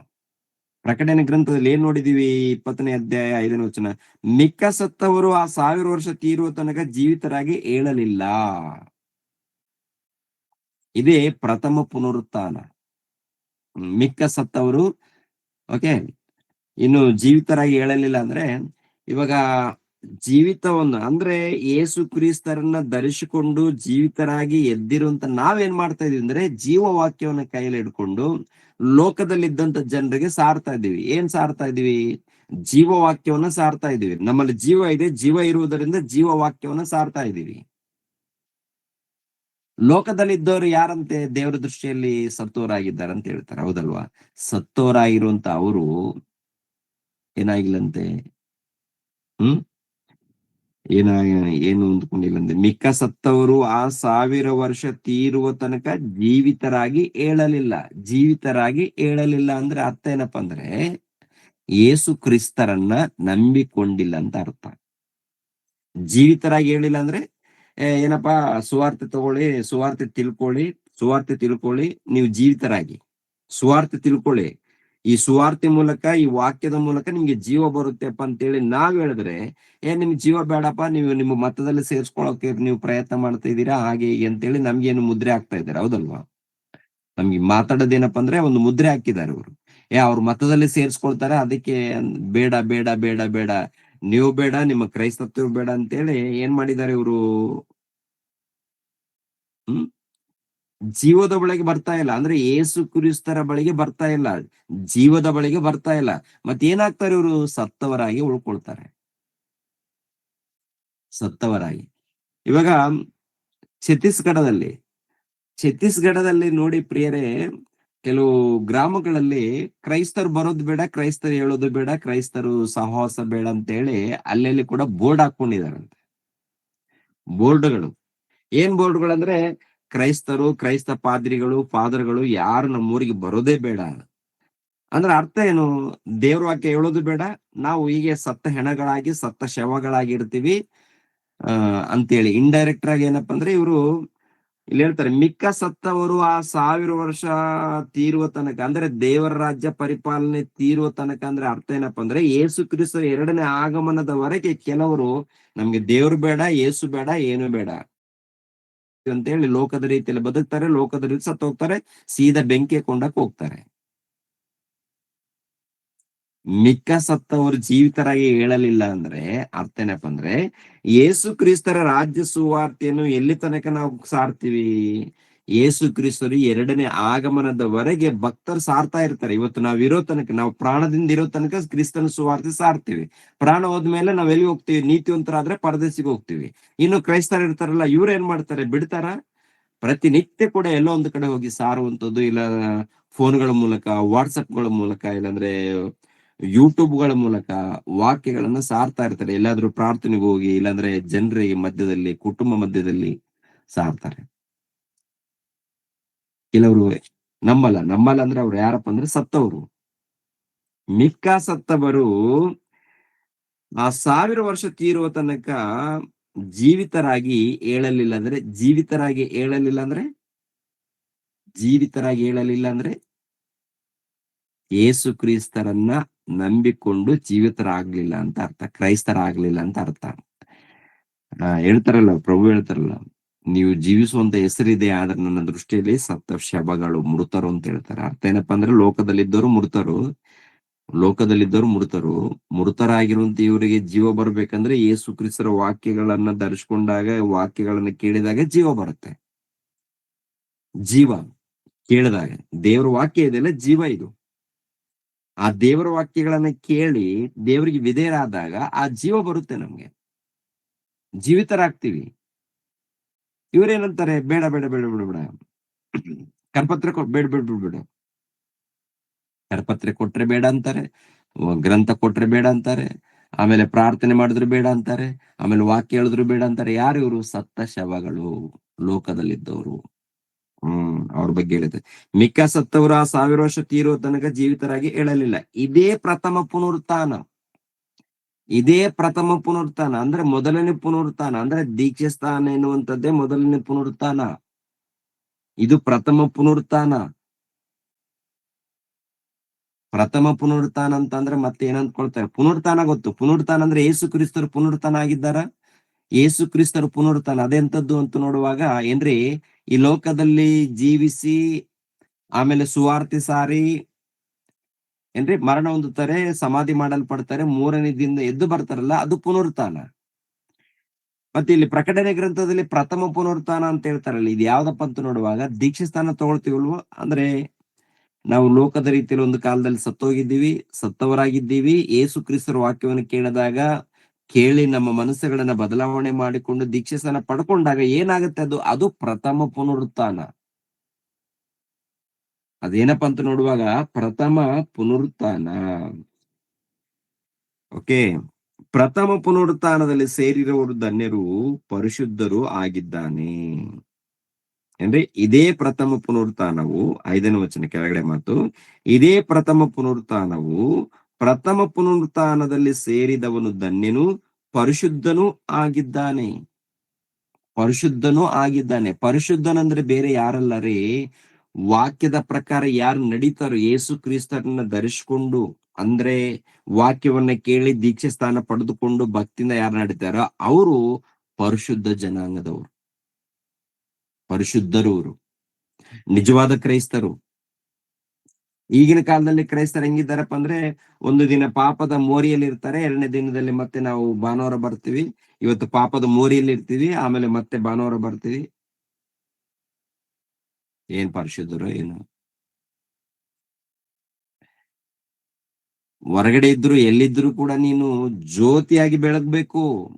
ನೀನ್ ಎಲ್ಲೇ ಇರಪ್ಪ, ನೀನ್ ಗುಡ್ಡದಲ್ಲಿ ಇರ್ತೀಯ, ನೀನ್ ಅರಣ್ಯದಲ್ಲಿ ಇರ್ತೀಯ, ಜನದ ಮಧ್ಯದಲ್ಲಿ ಇರ್ತೀಯ, ಎಲ್ಲಿದ್ರು ಕೂಡ ನಿನ್ನ ಪರಿಶುದ್ಧತೆ ಉಳಿಬೇಕು.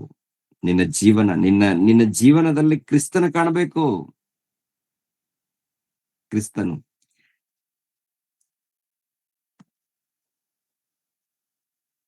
ಕ್ರೈಸ್ತರೆಲ್ಲರೂ ಒಗ್ಗಟ್ಟಾಗಿ ಯೇಸು ಕ್ರಿಸ್ತರನ್ನ ಯೇಸು ಕ್ರಿಸ್ತರ ಪ್ರೀತಿಯನ್ನು ಸಾರಬೇಕಾದಂತ ಕ್ರೈಸ್ತರು ಎಲ್ಲಿದ್ದಾರೆ, ಏನ್ ಮಾಡ್ತಾ ಇದ್ದಾರೆ? ಕೊನೆ ಕಾಲದಲ್ಲಿ ಇದ್ದೀವಲ್ಲ, ಕೊನೆ ಕಾಲದಲ್ಲಿ ಇದ್ದೀವಿ. ಯಾವಾಗ ಗೋಟಕ್ಕಂತೀಯೋ ಗೊತ್ತಿಲ್ಲ, ಯಾವಾಗ ಪ್ರಾಣ ನಿಂತೋಗುತ್ತೋ ಗೊತ್ತಿಲ್ಲ. ಜಾಗ್ರತೆ, ಎಚ್ಚರಿಕೆ. ಹೆಜ್ಜೆ ಹೆಜ್ಜೆಯಲ್ಲಿ ನಿನ್ನ ತಂದೆಯಾದ ದೇವ್ರಿಗೋಸ್ಕರನೇ ನೀವು ಬದುಕಬೇಕು. ಈ ಲೋಕದಲ್ಲಿ ರೋಗ ಇರ್ಬೋದು, ಬಾಧೆ ಇರ್ಬೋದು, ಸಂಕಟ ಇರ್ಬೋದು, ಏನೇ ಇರ್ಲಿ, ನಿನ್ನ ಪ್ರಭುಗೋಸ್ಕರ ಬದುಕು. ದುಃಖ ಇರುತ್ತೆ, ಆ ಸಮಯದಲ್ಲಿ ನೀನು ದೇವ್ರಿಗೋಸ್ಕರ ಬದುಕಿದಾಗ ದೇವ್ರು ಹೇಳ್ತಾರೆ, ಎಷ್ಟು ಅದ್ಭುತವಾದಂತ ಭಕ್ತಿಯಿಂದ ನನ್ನ ಮಕ್ಕಳು ಬದುಕ್ತಾ ಇದ್ದಾರೆ. ರೋಗದಲ್ಲಿದ್ರು ಕೂಡ ನನ್ನನ್ನು ಬಿಡ್ತಾ ಇಲ್ವಲ್ಲ ನನ್ನ ಮಕ್ಕಳು. ಬಾಧೆಯಲ್ಲಿದ್ದಾರೆ, ಕಷ್ಟದಲ್ಲಿದ್ದಾರೆ, ಆದ್ರೂ ಕೂಡ ನನ್ನ ಮಕ್ಕಳು ಇಷ್ಟು ದೂರ ಇದ್ರು ಕೂಡ ಹೋಗ್ತಾರಲ್ಲ ಪ್ರಾರ್ಥನೆಗೆ. ಇವಾಗ ನಮ್ಮ ಬಾಗ್ಲೂರ್ಗ್ ಬರ್ಬೇಕಾದ್ರೆ ಸುಮಾರು 40 ಕಿಲೋಮೀಟರ್ ದೂರದಿಂದ, ಅದು ಭಕ್ತಿ ಪ್ರಿಯರೇ. ಅದು ಇಲ್ಲಿ ಬರ್ತಾ ಇದಾರಲ್ಲ, ಏನ್ ಗೊತ್ತಾ, 40 ಕಿಲೋಮೀಟರ್ ದೂರ ಇದ್ರು, 50 ಕಿಲೋಮೀಟರ್ ದೂರ ಇದ್ರು ಬರ್ತಾ ಇದ್ದಾರೆ ಅಂದ್ರೆ ಭಕ್ತಿ ಅದು. ಎಷ್ಟು ದೂರ ಇದ್ರು ಪರವಾಗಿಲ್ಲ, ಎಷ್ಟು ದೂರ ಇದ್ರು ಪರವಾಗಿಲ್ಲ, ನಾನು ಹೋಗ್ಲೇಬೇಕು ಅಂತೇಳಿ ಬರ್ತಾರಲ್ಲ, ಅದು ಭಕ್ತಿ. ಅದು ಏನ್ ಗೊತ್ತಾ, ಅಲ್ಲಿ ದೇವ್ರ ವಾಕ್ಯ ಇರುತ್ತೆ, ದೇವ್ರ ವಾಕ್ಯ ಸಾರ್ತಾ ಇದ್ದಾರೆ, ದೇವ್ರ ವಾಕ್ಯ ಇದ್ದದ್ದು ಇದ್ದ ಹಾಗೆ ಸಾರ್ತಾ ಇದ್ದಾರೆ. ದೇವರ ಸಭೆ ಎಷ್ಟು ದೂರ ಆದ್ರೂ ಪರವಾಗಿಲ್ಲ, ನಾನು ಪ್ರಯಾಸ ಪಡ್ತೀನಿ, ಭಕ್ತಿಯಿಂದ ನಡಿತೀನಿ, ಹೋಗ್ತೀನಿ ಅಂತೇಳಿ ಬರ್ತಾರಲ್ಲ, ಅದು ಅದ್ಭುತವಾದಂತ ಭಕ್ತಿ. ಅದನ್ನ ದೇವ್ರ ಎದುರು ನೋಡ್ತಾರೆ. ನಾನು ಯಾರಿಗೂ ಒತ್ತಾಯ ಮಾಡಲ್ಲ, ಬರ್ತಾರ ದೇವ್ರ ಸ್ತೋತ್ರ, ಬಂದಿಲ್ವಾ ದೇವ್ರಿಗೆ ಒಪ್ಪಿಸ್ತೀನಿ. ನಾನು ಏನಪ್ಪಾ ಅಂದ್ರೆ ಬರ್ರಿ ಬರ್ರಿ ಅಂತ ಯಾರಿಗೂ ಒತ್ತಾಯ ಮಾಡಲ್ಲ. ಕೆಲವ್ರು ಒತ್ತಾಯ ಮಾಡ್ತಾರೆ, ಬನ್ನಿ ಬನ್ನಿ ಬನ್ನಿ, ನಾನು ಒತ್ತಾಯ ಮಾಡಲ್ಲ. ಯಾಕಂದ್ರೆ ದೇವ್ರ ವಾಕ್ಯ ನಿಮ್ಮಲ್ಲಿದ್ರೆ ಖಂಡಿತವಾಗಿ ದೇವರನ್ನ ಪ್ರೀತಿಸಿದ್ರೆ ಖಂಡಿತವಾಗಿ ಬರ್ತೀರಾ. 4 ಮಂದಿ ಬಂದ್ರು ಕೂಡ ದೇವ್ರಿಗೋಸ್ಕರನೇ ಬರ್ತೀರಾ. 4 ಮಂದಿ ಬಂದ್ರು, ಸ್ವಲ್ಪ ಮಂದಿ ಬಂದ್ರು ಕೂಡ ದೇವ್ರಿಗೋಸ್ಕರನೇ ಬರೋರೇ ಬರ್ತಾರೆ ವಿನಃ ಬೇರೆ ಇಲ್ಲ. ಇನ್ನು ಕೆಲವರು ಏನೋ ಲೋಕದ ಏನೋ ಆಲೋಚನೆ ಇಟ್ಕೊಂಡು ಬರ್ತಾರೆ. ಇಲ್ಲ ಪ್ರಿಯರೇ, ಕೆಲವರು ನೋಡುವಾಗ ಅರ್ಥ ಆಗುತ್ತೆ. ಕಾರಣ ಏನಂದ್ರೆ ಇಲ್ಲಿ ದೇವ್ರ ವಾಕ್ಯ ಸಿಗುತ್ತೆ ಅಂತ. ಕೆಲವರು ಫೋನ್ ಮಾಡ್ತಾರೆ, ಆಶ್ಚರ್ಯ ಪಡ್ತಾರೆ, ನೀವು ಮಾತಾಡುವಂತ ಬೋಧನೆ ಅದ್ಭುತ ಬರೋದಾರ, ಎಷ್ಟು ಅದ್ಭುತವಾಗಿದೆ ವಾಕ್ಯಗಳು, ಒಂದೊಂದು ವಾಕ್ಯಗಳನ್ನ ಬಿಡಿಸಿ ಹೇಳ್ತಾ ಇದ್ದೀರಾ, ಅರ್ಥ ಆಗೋ ರೀತಿಯಲ್ಲಿ ಹೇಳ್ತಾ ಇದ್ದೀರಾ. ನೀವಾಗಿರ್ಬೋದು, ನಿಮ್ಮ ಜೊತೆಲಿ ಇದ್ದಂತ ಸಹೋದರರಾಗಿರ್ಬೋದು, ಪ್ರತಿಯೊಬ್ಬರು ಕೂಡ ಅರ್ಥ ಹೇಳುವಂತ ರೀತಿಯಲ್ಲಿ. ಬೇರೆ ದೇವ್ರ ಮಕ್ಕಳಿಗೆ ಇದು ಹರಡಬೇಕು, ಅಭಿವೃದ್ಧಿ ಆಗ್ಬೇಕು. ಪ್ರಾರಂಭದಲ್ಲಿ 10 ಜನ ಇದ್ವಿ, ಹೌದಲ್ವಾ? ಗೂಗಲ್ ಮೀಟ್ ಒಂದು 20 ಜನ, 30 ಜನ ಆದ್ವಿ, 40 ಜನ ಆದ್ವಿ. ಇವಾಗ ಎಲ್ಲಿಗೆ ಬಂದ್ ನಿಂತ್ಕೊಂಡಿದೆ? 50ಕ್ಕೆ ಬಂದ್ ನಿಂತ್ಕೊಂಡಿದೆ. 50ಕ್ಕೆ ಬಂದ್ ನಿಂತ್ಕೊಂಡಿದೆಯಲ್ಲ, 50 ಜನ ಮತ್ತೆ ಅಭಿವೃದ್ಧಿ ಆಗ್ಬೇಕಾ? ಪ್ರತಿನಿತ್ಯ ಬೆಳಿಗ್ಗೆ ಕೇಳಿದ ಮೇಲೆ ವಾಕ್ಯದ ಧ್ಯಾನದಲ್ಲಿ ಇರ್ಬೇಕು. ವಾಕ್ಯದ ಧ್ಯಾನದಲ್ಲಿ ಹೋಗ್ಬೇಕು, ಬೆಳಿಬೇಕಲ್ಲ. ನಮ್ಮ ಸಭೆ, ದೇವರ ಸಭೆ ಅಭಿವೃದ್ಧಿ ಮಾಡ್ಬೇಕು, ದೇವರ ಸಭೆ ಅಭಿವೃದ್ಧಿ ಆಗ್ಬೇಕು. ಈ ದೇವರ ರಾಜ್ಯ ಇದೆ ಅಲ್ಲ, ದೇವರ ರಾಜ್ಯ ಅಭಿವೃದ್ಧಿ ಆಗ್ಬೇಕು. ಪ್ರತಿಯೊಬ್ಬರು ಶ್ರದ್ಧೆಯಿಂದ, ಭಕ್ತಿಯಿಂದ, ನಿಷ್ಠೆಯಿಂದ ಕೆಲಸ ಮಾಡ್ಬೇಕು ಅಭಿವೃದ್ಧಿ ಆಗ್ಬೇಕಾದ್ರೆ. ಏನ್ ಹೇಳಿದಾರೆ ಇಲ್ಲಿ ಕೆಳಗಡೆ ಮಾತು? ಮಿಕ್ಕ ಸತ್ತವರು ಆ 1000 ವರ್ಷ ತೀರುವ ತನಕ ಜೀವಿತರಾಗಿ ಹೇಳಲಿಲ್ಲ. ಇದೇ ಪ್ರಥಮ ಪುನರುತ್ಥಾನ. ಅಂದ್ರೆ ಲೋಕದಲ್ಲಿ ಸುವಾರ್ಥ ಸಾರ್ತೀವಿ, ಅಪ್ಪ ದೇವ್ರ ವಾಕ್ಯವನ್ನು ತಿಳ್ಕೊಡ್ರಿ, ಜೀವಿತವನ್ನು ಪಡ್ಕೊಡ್ರಿ, ನೀವು ಜೀವಿತರಾಗಿ ಎದ್ದೋಳ್ರಿ ಅಂದ್ರೆ ನಮ್ಗ್ ಬೇಡ, ನಾವು ಜೀವಿತರಾಗಿ ಎದ್ದೇಳಲ್ಲ ಅಂತೇಳಿ ಲೋಕದ ರೀತಿಯಲ್ಲೇ ಸತ್ತು ಹೋಗ್ತಾರೆ. ಅವ್ರ ಬಗ್ಗೆ ಹೇಳಿದ್ದು. ಅವ್ರ ಬಗ್ಗೆ ಇವ್ರೇನ್ ಅಂದ್ಕೊಳ್ತಾರೆ? ವಿಚಿತ್ರವಾಗಿ ಯೋಚನೆ ಮಾಡ್ತಾರೆ ಇವರು. ಇದು ದೇವರ ರಾಜ್ಯ. ಈ ದೇವರ ರಾಜ್ಯದಲ್ಲಿ ಯೇಸು ಕ್ರಿಸ್ತನನ್ನು ಧರಿಸಿಕೊಂಡಿರುವಂತ ನಾವು, ಯೇಸು ಕ್ರಿಸ್ತರ ಜೊತೆಲಿದ್ದು, ಯೇಸು ಕ್ರಿಸ್ತರು ನಮ್ಮ ಜೊತೆಲಿದ್ದು ರಾಜ್ಯ ಪರಿಪಾಲನೆ ನಡೀತಾ ಇದೆ. ಇದು ಅರ್ಥ ಮಾಡಿಕೊಂಡು ಭಕ್ತಿಯಿಂದ ಬದುಕಬೇಕಾಗತ್ತೆ ಪ್ರಿಯರೇ. ಪ್ರಥಮ ಪುನರುತ್ಥಾನದಲ್ಲಿ ಸೇರಿದವನು ಧನ್ಯನು. ಪ್ರಥಮ ಪುನರುತ್ಥಾನದಲ್ಲಿ ಸೇರಿದವನು ಧನ್ಯ. ಪ್ರಥಮ ಪುನರುತ್ಥಾನದಲ್ಲಿ ಅಂದ್ರೆ ಯಾವಾಗ ದೀಕ್ಷೆ ಸ್ಥಾನ ಪಡ್ಕೊಳ್ತಾರೋ ಅವರು ಪ್ರಥಮ ಪುನರುತ್ಥಾನವನ್ನ ಪಡ್ಕೊಂಡಿದ್ದಾರೆ. ಪ್ರಥಮ ಪುನರುತ್ಥಾನವನ್ನ ಪಡೆದುಕೊಂಡು ಜೀವವನ್ನ ಪಡ್ಕೊಂಡಿದ್ದಾರೆ. ಈ ಜೀವನ ಪಡ್ಕೊಂಡವರು ಏನಾಗಿದ್ದಾರೆ? ಧನ್ಯರು, ಪರಿಶುದ್ಧನೂ ಆಗಿದ್ದಾನೆ. ಧನ್ಯನು, ಪರಿಶುದ್ಧನು. ದೇವ್ರು ಹೇಳಿದಾರಲ್ಲ, ಪೇತ್ರನ ಬರೆದ ಮೊದಲನೇ ಪತ್ರಿಕೆ 2ನೇ ಅಧ್ಯಾಯ 9ನೇ ವಚನ ನೋಡೋಣ. ನೀವಾದರೂ ನಿಮ್ಮನ್ನು ಕತ್ತಲೆಯೊಳಗಿಂದ ಕರೆದು ತನ್ನ ಆಶ್ಚರ್ಯಕರವಾದ ಬೆಳಕಿನಲ್ಲಿ ಸೇರಿಸಿದ ಆತನ ಗುಣಾತಿಶಯಗಳನ್ನು ಪ್ರಚಾರ ಮಾಡುವವರಾಗಿರುವಂತೆ ದೇವರಾದುಕೊಂಡ ಜನಾಂಗವು, ರಾಜವಂಶಸ್ಥರಾದ ಯಾಜಕರು, ಮೀಸಲಾದ ಜನವು, ದೇವರ ಸ್ವಕೀಯ ಪ್ರಜೆಯೂ ಆಗಿದ್ದೀರಿ. ದೇವರ ಸ್ವಕೀಯ ಪ್ರಜೆಯು ಏನ್ರಿ? ದೇವರ ಆದುಕೊಂಡ ಜನಾಂಗವು, ರಾಜವಂಶಸ್ಥರಾದ ಯಾಜಕರು, ಮೀಸಲಾದ ಜನವು, ದೇವರ ಸ್ವಕೀಯ ಪ್ರಜೆಯೂ ಆಗಿದ್ದೀರಿ. ಮೀಸಲಾದ ಜನವು ಅಂದ್ರೆ ಪ್ರಿಯರಾದ ದೇವರ ಮಕ್ಕಳಿರ, ಇದು ತೆಲುಗಿನಲ್ಲಿ ಸ್ಪಷ್ಟವಾಗಿರುತ್ತೆ. ಪರಿಶುದ್ಧ ಜನಾಂಗದವರು ನೀವು, ಪರಿಶುದ್ಧ ಜನಾಂಗದವರು, ಪರಿಶುದ್ಧರು ನೀವು. ದೇವರೇ ಟೈಟಲ್ ಕೊಟ್ಟಿದ್ದಾರೆ. ನಾವು ಯಾರಂತೆ? ಪರಿಶುದ್ಧ ಜನಾಂಗದವರು ಅಂತೇಳಿ. ಯಾಜಕರು, ನೀವು ಯಾಜಕರು, ರಾಜವಂಶಸ್ಥರು, ನನ್ನ ಸ್ವಕೀಯ ಪ್ರಜೆಗಳು. ನನ್ನ ಸ್ವಕೀಯ ಪ್ರಜೆಗಳು. ಯಾವಾಗ ಯೇಸು ಕ್ರಿಸ್ತರನ್ನ ಧರಿಸಿಕೊಂಡು ದೀಕ್ಷಾ ಸ್ಥಾನವನ್ನು ಪಡ್ಕೊಳ್ತೀರೋ, ಯಾವಾಗ ದೇವರ ವಾಕ್ಯಗಳನ್ನ ತಿಳ್ಕೊಂಡು ತಂದೆಯ ಮಗನ ಪವಿತ್ರಾತ್ಮನ ಹೆಸರಿನಲ್ಲಿ ದೀಕ್ಷಾ ಸ್ಥಾನ ಪಡ್ಕೊಳ್ತೀರೋ, ಅವಾಗ ಯೇಸು ಕ್ರಿಸ್ತರನ್ನ ಧರಿಸಿಕೊಂಡಿದ್ದೀವಿ. ಅದು ಪ್ರಥಮ ಪುನರುತ್ಥಾನ ನಡೆದೋಗಿದೆ. ಈ ಪ್ರಥಮ ಪುನರುತ್ಥಾನದಲ್ಲಿ ಪಾಲು ಹೊಂದಿದವರು ಧನ್ಯರು. ಅದೇ ಹೇಳ್ತಾ ಇರುವ ದೇವರು ಯೋಹಾನನ ಮೂಲಕ. 6ನೇ ವಚನ, ಪ್ರಥಮ ಪುನರುತ್ಥಾನದಲ್ಲಿ ಸೇರಿದವನು ಧನ್ಯನು, ಪರಿಶುದ್ಧನೂ ಆಗಿದ್ದಾನೆ. ಇಂಥವರ ಮೇಲೆ 2ನೇ ಮರಣಕ್ಕೆ ಅಧಿಕಾರವಿಲ್ಲ. ಅಧಿಕಾರ ಇಲ್ಲ. 2ನೇ ಮರಣ. 2ನೇ ಮರಣ ಏನು? ಅದೇ ಪ್ರಕಟಣೆ ಗ್ರಂಥ 20ನೇ ಅಧ್ಯಾಯ 14ನೇ ವಚನ ನೋಡೋಣ ವಚನವನ್ನು. ಆಮೇಲೆ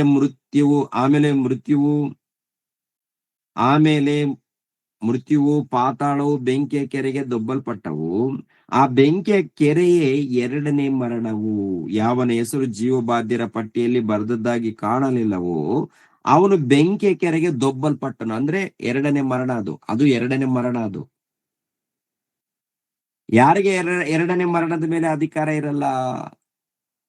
ಯೇಸು ಕ್ರಿಸ್ತರಲ್ಲಿ ಸೇರಿದವರಿಗೆ, ಅಂದ್ರೆ ಪ್ರಥಮ ಪುನರುತ್ಥಾನದಲ್ಲಿ ಭಾಗಿಗಳಾದವರಿಗೆ, ಅಂದ್ರೆ ದೀಕ್ಷಾ ಸ್ಥಾನ ಪಡ್ಕೊಂಡವ್ರು. ದೀಕ್ಷಾ ಸ್ಥಾನ ಪಡ್ಕೊಂಡಿಲ್ಲ ಅಂದ್ರೆ ಬೆಂಕಿ ಕೊಂಡು ಹೋಗ್ತಾರಂತ ಅರ್ಥ. ಮೊಟ್ಟ ಮೊದಲು ತಂದೆಯಾದ ದೇವರನ್ನು, ಯೇಸು ಕ್ರಿಸ್ತರನ್ನು, ಪವಿತ್ರಾತ್ಮನನ್ನು ತಿಳಿದುಕೊಂಡು ದೀಕ್ಷಾ ಸ್ಥಾನ ಪಡೆದುಕೊಂಡು ನೀತಿಯಿಂದ, ಭಕ್ತಿಯಿಂದ, ಪರಿಶುದ್ಧತೆಯಿಂದ ಬದುಕಬೇಕು.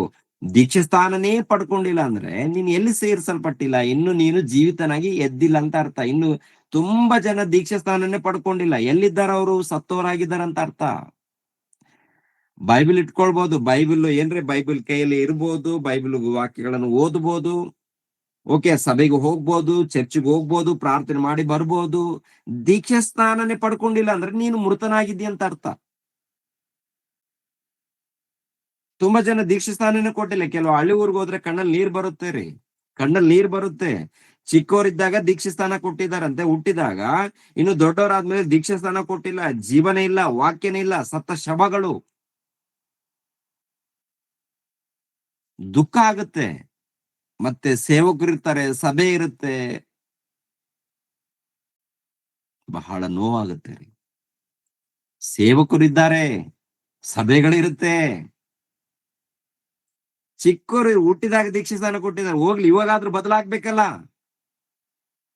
ಈ ಕೊನೆ ದಿನಗಳಲ್ಲಿ ಇವಾಗಾದ್ರೂ ಬದಲಾವಣೆ ಮಾಡಿಕೊಂಡು ಸರಿಪಡಿಸ್ಕೊಂಡು ಎಲ್ಲ ಕುಟುಂಬ ಸಹಿತವಾಗಿ ದೀಕ್ಷಾ ಸ್ಥಾನ ಕೊಟ್ಟು ವಾಕ್ಯದ ಪ್ರಕಾರ ನಡೆಸ್ಬೇಕಲ್ಲ.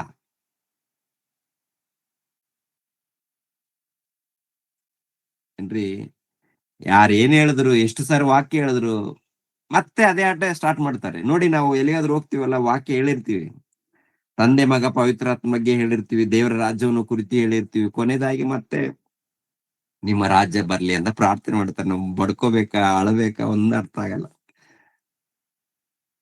ಸಬ್ಜೆಕ್ಟ್ ಹೇಳಿರ್ತೀವಿ, ಪ್ರೇಯರೇ ಸಬ್ಜೆಕ್ಟ್ ಮಾತಾಡಿರ್ತೀವಿ. ನಾವು ಮಾತಾಡಿರೋ ಸಬ್ಜೆಕ್ಟ್ ಗೊತ್ತಿರುತ್ತೆ, ತಿಳ್ಕೊಂಡಿರ್ತಾರೆ, ಕರೆದಿರ್ತಾರೆ ಕೆಲವು ಸಭೆಗಳಲ್ಲಿ. ಮತ್ತೆ ಕೊನೆಯದಾಗಿ ಪ್ರಾರ್ಥನೆ. ಏನ್ ಪ್ರಾರ್ಥನೆಪ್ಪ? ಪರಲೋಕದಲ್ಲಿ ನಮ್ಮ ತಂದೆಯೇ, ಪರಲೋಕದಲ್ಲಿ ನಿಮ್ಮ ಚಿತ್ತ ನೆರವೇರೋ ಪ್ರಕಾರ ಭೂಲೋಕದಲ್ಲಿ ನೆರವೇರಲಿ, ನಿಮ್ಮ ರಾಜ್ಯ ಬರಲಿ, ನಿಮ್ಮ ರಾಜ್ಯ ಬರಲಿ. ಮತ್ತೆ ಇದು ಯಾವ್ದಿದೆ? ಯೇಸು ಕ್ರಿಸ್ತನ ಸಭೆ ಬಂದಿದೆಯಲ್ಲ. ಮತ್ತೆ ನಿನ್ನ ರಾಜ್ಯ ಬರ್ಲಿ ಅಂದ್ರೆ ಆಲ್ರೆಡಿ ನಿಮ್ಮ ರಾಜ್ಯ ಬಂದಿದೆಯಲ್ಲಪ್ಪ, ದೇವರ ರಾಜ್ಯ ಬಂದಿದೆಯಲ್ಲ. ದೀಕ್ಷೆ ಸ್ಥಾನ ಪಡ್ಕೊಂಡು ಆ ರಾಜ್ಯದಲ್ಲಿ ಸೇರಿಕೊ. ದೀಕ್ಷೆ ಸ್ಥಾನ ಪಡೆದುಕೊಂಡು ಆ ರಾಜ್ಯದಲ್ಲಿ ಸೇರು, ಭಕ್ತಿಯಿಂದ ಜೀವಿಸು, ಯಥಾರ್ಥವಾಗಿ ಬದುಕು. ಮತ್ತೆ ಬರ್ಲಿ ಬರ್ಲಿ ಬರ್ಲಿ ದೇವರಾಜ್ಯ ಬಂದ್ಮೇಲೆ ಮತ್ತೆ ಬರ್ಲಿ ಅಂದ್ರೆ ಏನಪ್ಪಾ, ನಿಮ್ಗೆ ದೇವ್ರ ವಾಕ್ಯ ಗೊತ್ತಾಗ್ತಾ ಇಲ್ವಾ? ಅರ್ಥ ಆಗ್ತಾ ಇಲ್ವಾ? ಪ್ರಥಮ ಪುನರುತ್ಥಾನದಲ್ಲಿ ಸೇರಿದವನು ಧನ್ಯನು ಪರಿಶುದ್ಧನೂ ಆಗಿದ್ದಾನೆ. ಇಂಥವರ ಮೇಲೆ ಎರಡನೇ ಮರಣಕ್ಕೆ ಅಧಿಕಾರವಿಲ್ಲ. ಆದರೆ ಅವರು ದೇವರಿಗೂ ಕ್ರಿಸ್ತನಿಗೂ ಯಾಜಕರಾಗಿ ಕ್ರಿಸ್ತನೊಂದಿಗೆ ಆ 1000 ವರ್ಷ ಆಳುವರು. ದೇವರಿಗೆ ಕ್ರಿಸ್ತನಿಗೆ ಯಾಜಕರು. ಇವ್ ನಾವು ಯಾಜಕರಾಗಿದ್ದೀವಿ ಅಂತೇಳಿ ಪೇತ್ರನ್ ಬರೆದ ಪತ್ರಿಕೆಯಲ್ಲಿ ನೋಡಿದೀವ? ನಾವು ಯಾಜಕರಾಗಿದ್ದೀವ? ಒಂದು ಕಾಲದಲ್ಲಿ ಕತ್ತಲೆಯಲ್ಲಿ ಇದ್ದೀವ. ಕತ್ತಲೆಯಲ್ಲಿ ಇದ್ದಂತ ನಮ್ಮನ್ನ ಕರೆದುಕೊಂಡು ತನ್ನ ರಾಜ್ಯದಲ್ಲಿ ಸೇರಿಸಿಕೊಂಡು, ಪರಿಶುದ್ಧವಾದಂತ ಜನಾಂಗದವರು ನೀವು, ನನ್ನ ಪ್ರಜೆಗಳು ನೀವು, ನನ್ನ ಸ್ವಕೀಯ ಪ್ರಜೆಗಳು ನೀವು ಅಂತೇಳಿ ಆ ತಂದೆಯಾದ ದೇವರು ಎಷ್ಟು ಅದ್ಭುತವಾದಂತ ಮಾತು ಪ್ರೀತಿಯಿಂದ ಹೇಳುವಾಗ, ನೀವು ನನ್ನ ಸ್ವಕೀಯ ಪ್ರಜೆಗಳಪ್ಪ, ನನ್ನ ವಂಶದವ್ರು ನೀವು ಯಾಜಕರು ನೀವು ಅಂತೇಳಿ ಎಷ್ಟು ಅದ್ಭುತವಾದಂತ ಬಿರುದು ಕೊಟ್ಟಿದ್ದಾರಂತ ನೋಡುವಾಗ, ಈ ಬಿರುದು ಬಗ್ಗೆ ಅರ್ಥ ಆಗ್ಲಿಲ್ಲ ರೀ. ನಮ್ಮನ್ನ ಯಾಜಕರು ಅಂತಾನೆ, ನಮ್ಮನ್ನು ಅರಸನು ಅಂತಾನೆ, ನಮ್ಮನ್ನು ಒಡೆಯನು ಅಂತಾನೆ, ಪರಿಶುದ್ಧನು ಅಂತಾನೆ.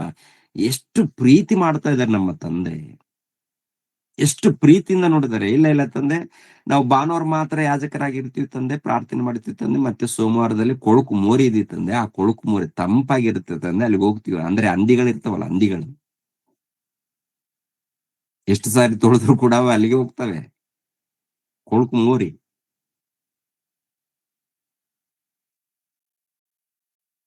ಬೇಡ ಬೇಡ, ಶ್ರದ್ಧೆಯಿಂದ ಬದುಕೋದೆ ಹೋದ್ರೆ ಒಂದೇ ಒಂದು ಕ್ಷಣದಲ್ಲಿ ಸತ್ತೋದ್ರೆ ಬೆಂಕಿ ಕೊಂಡಕ್ ಹೋಗ್ಬೇಕಾದ್ರೆ ದೇವ್ರ ವಾಕ್ಯ ಇದು, ನಂದಲ್ಲ ರೀ. ನಿನ್ನ ಮೂಲಕ ಯೇಸು ಕ್ರಿಸ್ತರು ಪರಿಚಯ ಆಗ್ಬೇಕು, ನಿನ್ನ ಮೂಲಕ ಕ್ರಿಸ್ತನು ಪರಿಚಯ ಆಗ್ಬೇಕು. ಪ್ರತಿಯೊಬ್ಬರ ಮೂಲಕ ಯೇಸು ಕ್ರಿಸ್ತರು ಪರಿಚಯ ಆಗ್ಬೇಕು, ಉನ್ನತರಾಗಿ ಪರಿಚಯ ಆಗ್ಬೇಕು. ಹೊರಗಡೆ ಇದ್ದವರು, ಅನ್ಯ ಜನಾಂಗದವರು ನಮ್ಮ ಮೇಲೆ ನಿಂದನೆಗಳಾಗ್ತಾ ಇದ್ದಂದ್ರೆ ಕಾರಣ ಏನಪ್ಪಾ ಅಂದ್ರೆ, ನಮ್ಮ ಮಾತುಗಳು ಸರಿ ಇಲ್ಲ, ನಮ್ಮ ಪ್ರವರ್ತನೆ ಸರಿ ಇಲ್ಲ. ಒರಟು ಮಾತುಗಳು, ಹುಚ್ಚುಚ್ಚಾಗಿ ಮಾತುಗಳು, ಕರೆಕ್ಟ್ ಆಗಿರ್ಬೇಕು, ನ್ಯಾಯವಾಗಿ ಮಾತಾಡಬೇಕು. ಕೆಲವ್ರು ಏನ್ ಮಾತಾಡ್ತಾರೋ ಗೊತ್ತಿಲ್ಲ, ಒರಟು. ಇನ್ನು ಕೆಲವರು ಕುಡುಕರು ಮಾತಾಡ್ದಂಗ್ ಮಾತಾಡ್ತಾರೆ, ಕುಡುಕರು. ವಾಕ್ಯದ ಮೂಲಕ ಪ್ರತಿಯೊಬ್ಬರು ಸರಿಪಡಿಸ್ಕೋಬೇಕು. ನಾನು ಚೆನ್ನಾಗಿ ಮಾತಾಡೋರ್ ಬಗ್ಗೆ ಮಾತಾಡ್ತಾ ಇಲ್ಲ, ಕೆಲವು ಮಿಸ್ಟೇಕ್ ನಡೀತಾ ಇದೆಯಲ್ಲ, ದೇವ್ರು ಅಂತವ್ರಿಗೇನೆ ಎಚ್ಚರಿಸ್ತಾ ಇದ್ದಾನೆ. ಇನ್ನು ಚೆನ್ನಾಗಿ ಮಾತಾಡಿ, ಇನ್ನೂ ಚೆನ್ನಾಗಿ ಕಲಿಬೇಕು ವಾಕ್ಯಗಳನ್ನ ಕಲಿಯೋಣ. ನನ್ಗೆಲ್ಲ ಗೊತ್ತು ಅಂತ ಹೇಳಿ ಗರ್ವ ಪಡೋದ್ ಬೇಡ. ಏನ್ ಗೊತ್ತಿಲ್ಲ, ಬೈಬಲ್ ಅಲ್ಲಿ 4 ಅಕ್ಷರಗಳು ಸ್ವಲ್ಪ ಅಷ್ಟೇ. ಎಲ್ಲ ಗೊತ್ತು ಅಂದ್ರೆ ಅವ್ನಿಗೆ ಏನ್ ಗೊತ್ತಿಲ್ಲ ಅಂತ ಅರ್ಥ. ನಾನು ಎಲ್ಲ ಗೊತ್ತು, ನಾನು ದೊಡ್ಡ ಜ್ಞಾನಿ ಅಂದ್ರೆ ದೇವ್ರ ದೃಷ್ಟಿಯಲ್ಲಿ ಅವನು ಅಜ್ಞಾನಿ ಅಂತ ಅರ್ಥ. ತನ್ನನ್ನು ತಾನು ತಗ್ಗಿಸಿಕೊಳ್ಳುವವನು ಜ್ಞಾನಿ ಆಗ್ತಾನೆ, ಭಕ್ತಿಯಿಂದ ನಡ್ಕೊಳ್ಳುವ. ಆದ್ದರಿಂದ ಪ್ರಿಯರ ದೇವ್ರ ಮಕ್ಕಳಿರ, ಯೇಸು ಕ್ರಿಸ್ತರ ರಾಜ್ಯ, ದೇವರ ರಾಜ್ಯ ಬಂದಿದೆ. ಆ ರಾಜ್ಯದಲ್ಲಿ ನಾವಿದ್ದೀವಿ. ಕ್ರಿಸ್ತನ ರಾಜ್ಯ ಪರಿಪಾಲನೆ, 1000 ವರ್ಷ ರಾಜ್ಯ ಪರಿಪಾಲನೆ ಅಂದ್ರೆ ಏನ್ರಿ, ಇಷ್ಟೇ, ಕೊನೆ ತನಕ ಇರುತ್ತೆ. ಅದು ದೀರ್ಘಕಾಲ, ಬಹುಕಾಲ ಇರುತ್ತೆ. ಆ ಕ್ರಿಸ್ತನ ರಾಜ್ಯದಲ್ಲಿ ಸೇರಿರುವರು ಧನ್ಯರು, ಪ್ರಥಮ ಪುನರುತ್ಥಾನ ಹೊಂದಿದವರು. ಯಾವಾಗ ದೀಕ್ಷೆ ಸ್ಥಾನ ಪಡ್ಕೊಳ್ತೀವೋ, ಯೇಸು ಕ್ರಿಸ್ತರ ರಾಜ್ಯದಲ್ಲಿ ಸೇರಿಸಲ್ಪಟ್ಟ ಮೇಲೆ ಕೊನೆ ತನಕ, ಪ್ರಾಣ ಇರೋ ತನಕ ಭಕ್ತಿಯಿಂದ ನಡ್ಕೊಂಡಾಗ ನಿತ್ಯ ಜೀವನ ಪಡ್ಕೊಳ್ತೀವಿ. ಆದ್ದರಿಂದ ಜಾಗ್ರತೆ. ನಿಮ್ಮ ಭಕ್ತಿ, ನಂಬಿಕೆ ವಾಕ್ಯದ ಪ್ರಕಾರ ಇದ್ದೀವಾ ಇಲ್ವಾ ಒಂದ್ಸರಿ ನೋಡ್ಕೊಳ್ಳಿ. ನಿಮ್ಮನ್ನ ಎಲ್ಲಾರು ಪರಿಶೋಧನೆ ಮಾಡ್ಕೊಳ್ಳಿ. ಓಕೆ, ಪ್ರತಿನಿತ್ಯ ಗೂಗಲ್ ಮೀಟ್ ಅಲ್ಲಿ ಪ್ರತಿನಿತ್ಯ ಜನ ಜಾಸ್ತಿ ಬೆಳಿಬೇಕು. 3 ತಿಂಗಳಿಗಾದ್ರೂ ಇಲ್ಲ 4 ತಿಂಗಳಿಗಾದ್ರೂ ಬೆಳಿಬೇಕು.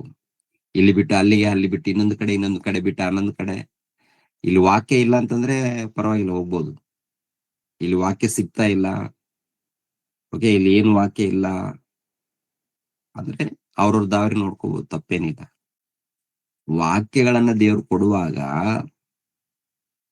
ದೇವ್ರ ಅದ್ಭುತವಾದಂತ ಅವಕಾಶ ಕೊಡುವಾಗ, ಇದನ್ನ ಅಭಿವೃದ್ಧಿ ಮಾಡೋ ಟೋಟಲಿ ಕರ್ನಾಟಕದಲ್ಲಿ ಮೂಲೆ ಮೂಲೆಗೆ ತಲುಪಿಸ್ಬೇಕು.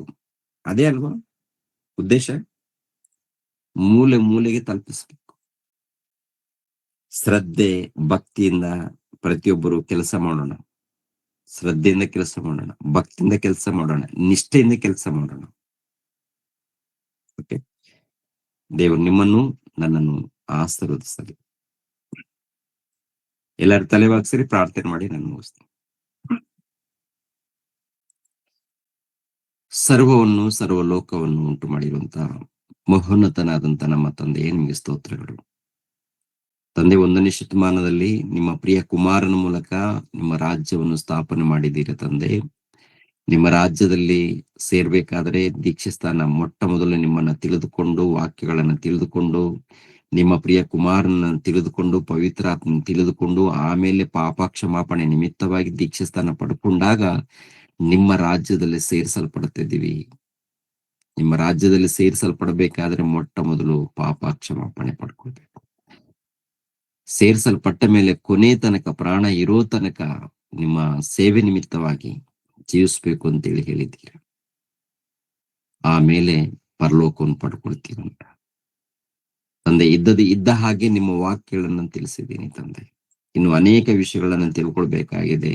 ಪ್ರತಿ ವಿಷಯಗಳನ್ನು ತಿಳ್ಕೊಳ್ಳುವಂತೆ ಸಹಾಯ ಮಾಡಿ. ಅದೇ ರೀತಿಯಲ್ಲಿ ಪ್ರತಿ ದಿನಾಲೂ ಗೂಗಲ್ ಮೀಟ್ ಮೂಲಕ ತಂದೆ, ನಿಮ್ಮ ಮಗಳು ರೇಖರವರು ದೀಕ್ಷಿತ್ತು ಪ್ರಯಾಸ ಪಡ್ತಾ ಇದ್ದಾರೆ. ಮಕ್ಕಳನ್ನು ಆಶೀರ್ವದಿಸಿ, ಕನಿಕರಿಸಿ, ಇನ್ನು ಹೆಚ್ಚಾಗಿ ನಿಮ್ಮ ಧ್ಯಾನದಲ್ಲಿ ಭಕ್ತಿಯಲ್ಲಿ ನಡೆಯುವಂತೆ, ಸಭೆಯಾಗಿ ಕೂಡುವಂತೆ, ಅನೇಕರು ಸೇರುವಂತೆ ಸಹಾಯ ಮಾಡಿ. ಅದೇ ರೀತಿಯಲ್ಲಿ ತಂದೆಯ ದೇವ, ಸಭೆಯಲ್ಲಿದ್ದಂತ ಕೆಲವರು ಅನಾರೋಗ್ಯದಲ್ಲಿದ್ದಾರೆ ತಂದೆ. ಅದಕ್ಕೆ ನಿಮ್ಮ ಪಾದದ ಬಳಿಯಲ್ಲಿ ಬೇಡ್ತಾ ಇದ್ದೀವಿ. ನಾವು ಬಲಹೀನರು ತಂದೆ, ನಮ್ಮನ್ನು ಬಲಪಡಿಸಿ. ನೀವು ಬಲಪಡಿಸ್ತಾ ಇದ್ದೀರಾ ತಂದೆ, ನೀವು ಬಲಪಡಿಸ್ತಾ ಇದ್ದೀರಾ ತಂದೆ. ಇನ್ನೂ ಹೆಚ್ಚಾಗಿ ನಮ್ಮನ್ನ ನಡೆಸಿ ಅಂತ ಹೇಳಿ ಕೇಳ್ಕೊಳ್ತಾ ಇದೀವಿ. ಮುಖ್ಯವಾಗಿ ಗಿರೀಶ್ಗೋಸ್ಕರ ಮತ್ತೊಂದು ಸಾರಿ ಪ್ರಾರ್ಥಿಸ್ತಾ ಇದ್ದೀನಿ. ನಿಮ್ಮ ಪಾದದ ಬಳಿಯಲ್ಲಿ ಬೇಡ್ತಾ ಇದ್ದೀನಿ. ಆ ಮಗನನ್ನು ಮುಟ್ಟಿ, ಆ ಮಗನಲ್ಲಿದ್ದಂತ ಬಲಹೀನತೆ ತೆಗೆದಾಕಿ ಒಳ್ಳೆ ಆರೋಗ್ಯವನ್ನು ದಯಪಾಲಿಸಿ ತಂದೆ. ಅದೇ ರೀತಿಯಲ್ಲಿ ತಂದೆ, ಶಿವಮ್ಮಗೋಸ್ಕರ ಪ್ರಾರ್ಥಿಸ್ತಾ ಇದ್ದೀನಿ. ಆ ಮಗಳನ್ನು ಮುಟ್ಟಿದರಿಂದ ಮತ್ತೆ ಸಭೆಗೆ ಕರ್ಕೊಂಡು ಬಂದಿರುವುದರಿಂದ ನಿಮ್ಗೆ ಸ್ತೋತ್ರಗಳು ತಂದೆ. ಇನ್ನು ಆ ಮಗಳಿಗೆ ಸಂಪೂರ್ಣ ಆರೋಗ್ಯವನ್ನು ಕೊಡಿ ತಂದೆ. ಆ ಮಗಳಿಗೆ ನೀವೇ ಜೊತೆಯಾಗಿದ್ದು ಕಾಪಾಡಿ ತಂದೆ. ಆ ಮಗಳ ವಿಷಯದಲ್ಲಿ ನಿಮ್ಮ ಕೃಪೆ, ನಿಮ್ಮ ಆಶೀರ್ವಾದ ದಯಪಾಲಿಸಿ. ಮಗನಿದ್ರು ಕೂಡ ಆ ಮಗನ ವಿಷಯದಲ್ಲೂ ಕೂಡ ಪ್ರಾರ್ಥಿಸ್ತಾ ಇದ್ದೀನಿ. ಮಗನು ಕೂಡ ಒಳ್ಳೆ ಬುದ್ಧಿ ಜ್ಞಾನವನ್ನು ದಯಪಾಲಿಸಿ ತಂದೆ. ಭಕ್ತಿಯಿಂದ ಜೀವಿಸುವಂತೆ ಸಹಾಯ ಮಾಡಿ. ಅದೇ ರೀತಿಯಲ್ಲಿ ತಂದೆಯ ದೇವರೇ, ಈ ಒಂದು ಕರ್ನಾಟಕದಲ್ಲಿ ಚಿಕ್ಕ ಚಿಕ್ಕ ಸಭೆಯಾಗಿ ಸ್ವಲ್ಪ ಜನರಾಗಿ ಕೂಡ್ತಾ ಇದೀವಿ ತಂದೆ. ನಾವು ಬೆಳಿಬೇಕು ಅಂತ ಹೇಳಿ ಪ್ರಯಾಸ ಪಡ್ತಾ ಇದೀವಿ. ಆದ್ರೆ ಒಬ್ಬೊಬ್ರು ಏನೇನ್ ಮಾಡ್ತಾ ಇದಾರೋ ಗೊತ್ತಾಗ್ತಾ ಇಲ್ಲ. ಕನಿಕರಿಸಿ ಅಂತ ಹೇಳಿ ಬೇಡ್ತಾ ಇದ್ದೀನಿ. ಎಲ್ಲರೂ ಆತ್ಮಿಕವಾಗಿ ಬೆಳಿಬೇಕು, ಆತ್ಮಿಕವಾಗಿ ನಿಮ್ಮ ಜ್ಞಾನದಲ್ಲಿ ಬೆಳಿಬೇಕು ತಂದೆ. ಸಹಾಯ ಮಾಡಿ ಅಂತ ಹೇಳಿ ಬೇಡ್ತಾ ಇದ್ದೀನಿ. ಮಂಗಳೂರು ಸಭೆಗೋಸ್ಕರ ಪ್ರಾರ್ಥಿಸ್ತಾ ಇದ್ದೀನಿ. ಬೀದರ್ ಸಭೆಗೋಸ್ಕರ ಪ್ರಾರ್ಥಿಸ್ತಾ ಇದ್ದೀನಿ. ಅದೇ ರೀತಿಯಲ್ಲಿ ಹಳೆಬೀಡಿನಲ್ಲಿದ್ದಂತ ಸಭೆಗೋಸ್ಕರನು ಪ್ರಾರ್ಥಿಸ್ತಾ ಇದ್ದೀನಿ. ದಾವಣಗೆರೆಯಲ್ಲಿ, ಹುಬ್ಬಳ್ಳಿಯಲ್ಲಿ, ಬೆಳಗಾವಿಯಲ್ಲಿ, ಬಳ್ಳಾರಿಯಲ್ಲಿ ಇದಂತ ಎಲ್ಲಾ ನಿಮ್ಮ ಮಕ್ಕಳಿಗೋಸ್ಕರ ಪ್ರಾರ್ಥಿಸ್ತಾ ಇದೀವಿ ತಂದೆ. ಎಲ್ಲರನ್ನು ಕನಿಕರಿಸಿ ಕಾಪಾಡಿ. ಅದೇ ರೀತಿಯಲ್ಲಿ ಮಾನವಿಯಲ್ಲಿ ಇದ್ದಂತ ಸಭೆಗೋಸ್ಕರ ಪ್ರಾರ್ಥಿಸ್ತಾ ಇದ್ದೀನಿ. ಮೈಸೂರಿನಲ್ಲಿ, ಮಂಡ್ಯದಲ್ಲಿ ಇದ್ದಂತ ಸಭೆಗೋಸ್ಕರ ಪ್ರಾರ್ಥಿಸ್ತಾ ಇದ್ದೀನಿ. ಕನಿಕರಿಸಿ ತಂದೆ. ಅದೇ ರೀತಿಯಲ್ಲಿ ಕೊಳ್ಳೆಗಾಲದಲ್ಲಿ ಇದ್ದಂತ ಸಭೆಗೋಸ್ಕರ, ಮಕ್ಕಳಿಗೋಸ್ಕರ ಪ್ರಾರ್ಥಿಸ್ತಾ ಇದ್ದೀನಿ. ಎಲ್ಲರನ್ನು ಕನಿಕರಿಸಿ ಕಾಪಾಡಿ ತಂದೆ. ಪ್ರತಿ ದಿನಾಲೂ ಒಬ್ಬೊಬ್ರು ಸೇವಕರು ನಿಮ್ಮ ವಾಕ್ಯಗಳನ್ನ ಬಂದು ಸಾರುವಂತ ನಿಮ್ಮ ಮಕ್ಕಳಿಗೋಸ್ಕರ ಪ್ರಾರ್ಥಿಸ್ತಾ ಇದ್ದೀನಿ. ಕನಿಕರಿಸಿ. ಅದೇ ರೀತಿಯಲ್ಲಿ ಹಿರಿ ಸೇವೆಯಲ್ಲಿದ್ದಂತ ನಿಮ್ಮ ಮಕ್ಕಳಿಗೋಸ್ಕರನು ಪ್ರಾರ್ಥಿಸ್ತಾ ಇದ್ದೀನಿ ತಂದೆ. ಅದೇ ರೀತಿಯಲ್ಲಿ ಸಿಸ್ಟರ್ ನಾಗವೇಣಿಗೋಸ್ಕರ, ಬಾಬುಗೋಸ್ಕರ ಪ್ರಾರ್ಥಿಸ್ತಾ ಇದ್ದೀನಿ. ಆ ಮಕ್ಕಳನ್ನು ಮುಟ್ಟಿ ಬಲಪಡಿಸಿ. ಅದೇ ರೀತಿಯಲ್ಲಿ ತಂದೆ, ದತ್ತಾತ್ರೇಯರವ್ರಿಗೋಸ್ಕರ, ಸಿಸ್ಟರ್ ರಾಧಾರವ್ರಿಗೋಸ್ಕರನು ಪ್ರಾರ್ಥಿಸ್ತಾ ಇದ್ದೀನಿ. ಆ ಮಕ್ಕಳನ್ನು ಕನಿಕರಿಸಿ, ಮುಟ್ಟಿ ಕಾಪಾಡಿ, ಬಲಪಡಿಸಿ, ಅವರು ಆತ್ಮಿಕವಾಗಿ ಬೆಳೆಯುವಂತೆ ಸಹಾಯ ಮಾಡಿ ಅಂತ ಹೇಳಿ ಕೇಳ್ಕೊಳ್ತಾ ಇದೀನಿ. ಅದೇ ರೀತಿಯಲ್ಲಿ ಲಕ್ಷ್ಮಿಗೋಸ್ಕರನು ಪ್ರಾರ್ಥಿಸ್ತಾ ಇದ್ದೀನಿ. ಆ ಮಗಳನ್ನು ಮುಟ್ಟಿ ತಂದೆ, ಸಂಪೂರ್ಣ ಆರೋಗ್ಯವನ್ನು ದಯಪಾಲಿಸಿ.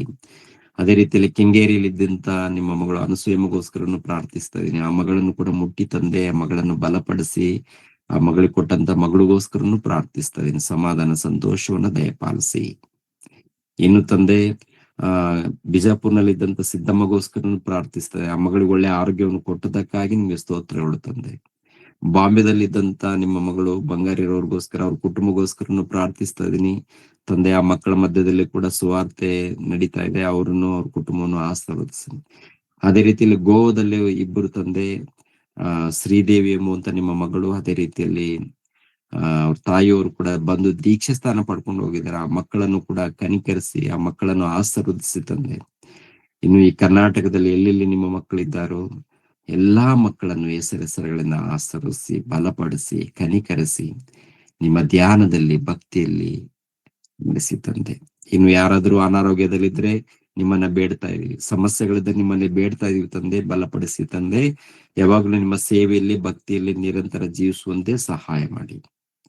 4ನೇ ತಾರೀಕು ಮಂಗಳೂರು ಪಟ್ಟಣದಲ್ಲಿ ನಡೆಯುವಂತ ಮೀಟಿಂಗ್ಗೋಸ್ಕರ, 11ನೇ ತಾರೀಕು ಬೀದರ್ ಪಟ್ಟಣದಲ್ಲಿ ನಡೆಯುವಂತ ಮೀಟಿಂಗ್ಗೋಸ್ಕರ, 18ನೇ ತಾರೀಕು ಹಳೆಬೀಡಿನಲ್ಲಿ ನಡೆಯುವಂತ ಮೀಟಿಂಗ್ಗೋಸ್ಕರ ಪ್ರಾರ್ಥಿಸ್ತಾ ಇದ್ದೀನಿ. ಎಲ್ಲಾ ಕಾರ್ಯಕ್ರಮಗಳು ಅದ್ಭುತವಾಗಿ ನಡಿಬೇಕು, ಅನೇಕರು ಆತ್ಮಿಕವಾಗಿ ಬೆಳಿಬೇಕು ತಂದೆ.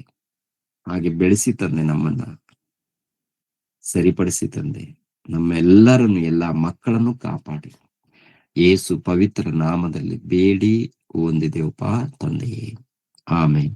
ನಮ್ಮ ತಂದೆಯಾದ ದೇವರ ಪ್ರೀತಿಯು, ನಮ್ಮ ರಕ್ಷಕನಾದ ಯೇಸು ಕ್ರಿಸ್ತನ ಕೃಪೆಯು, ಪವಿತ್ರ ಆತ್ಮನ ಅನ್ಯೋನ್ಯ ಸಹವಾಸವು ಸದಾಕಾಲ ದೇವರ ಜೊತೆಯಾಗಿದ್ದು ನಡೆಸಲಿ. ಆಮೇನ್. ಎಲ್ಲರಿಗೂ ಧನ್ಯವಾದಗಳು.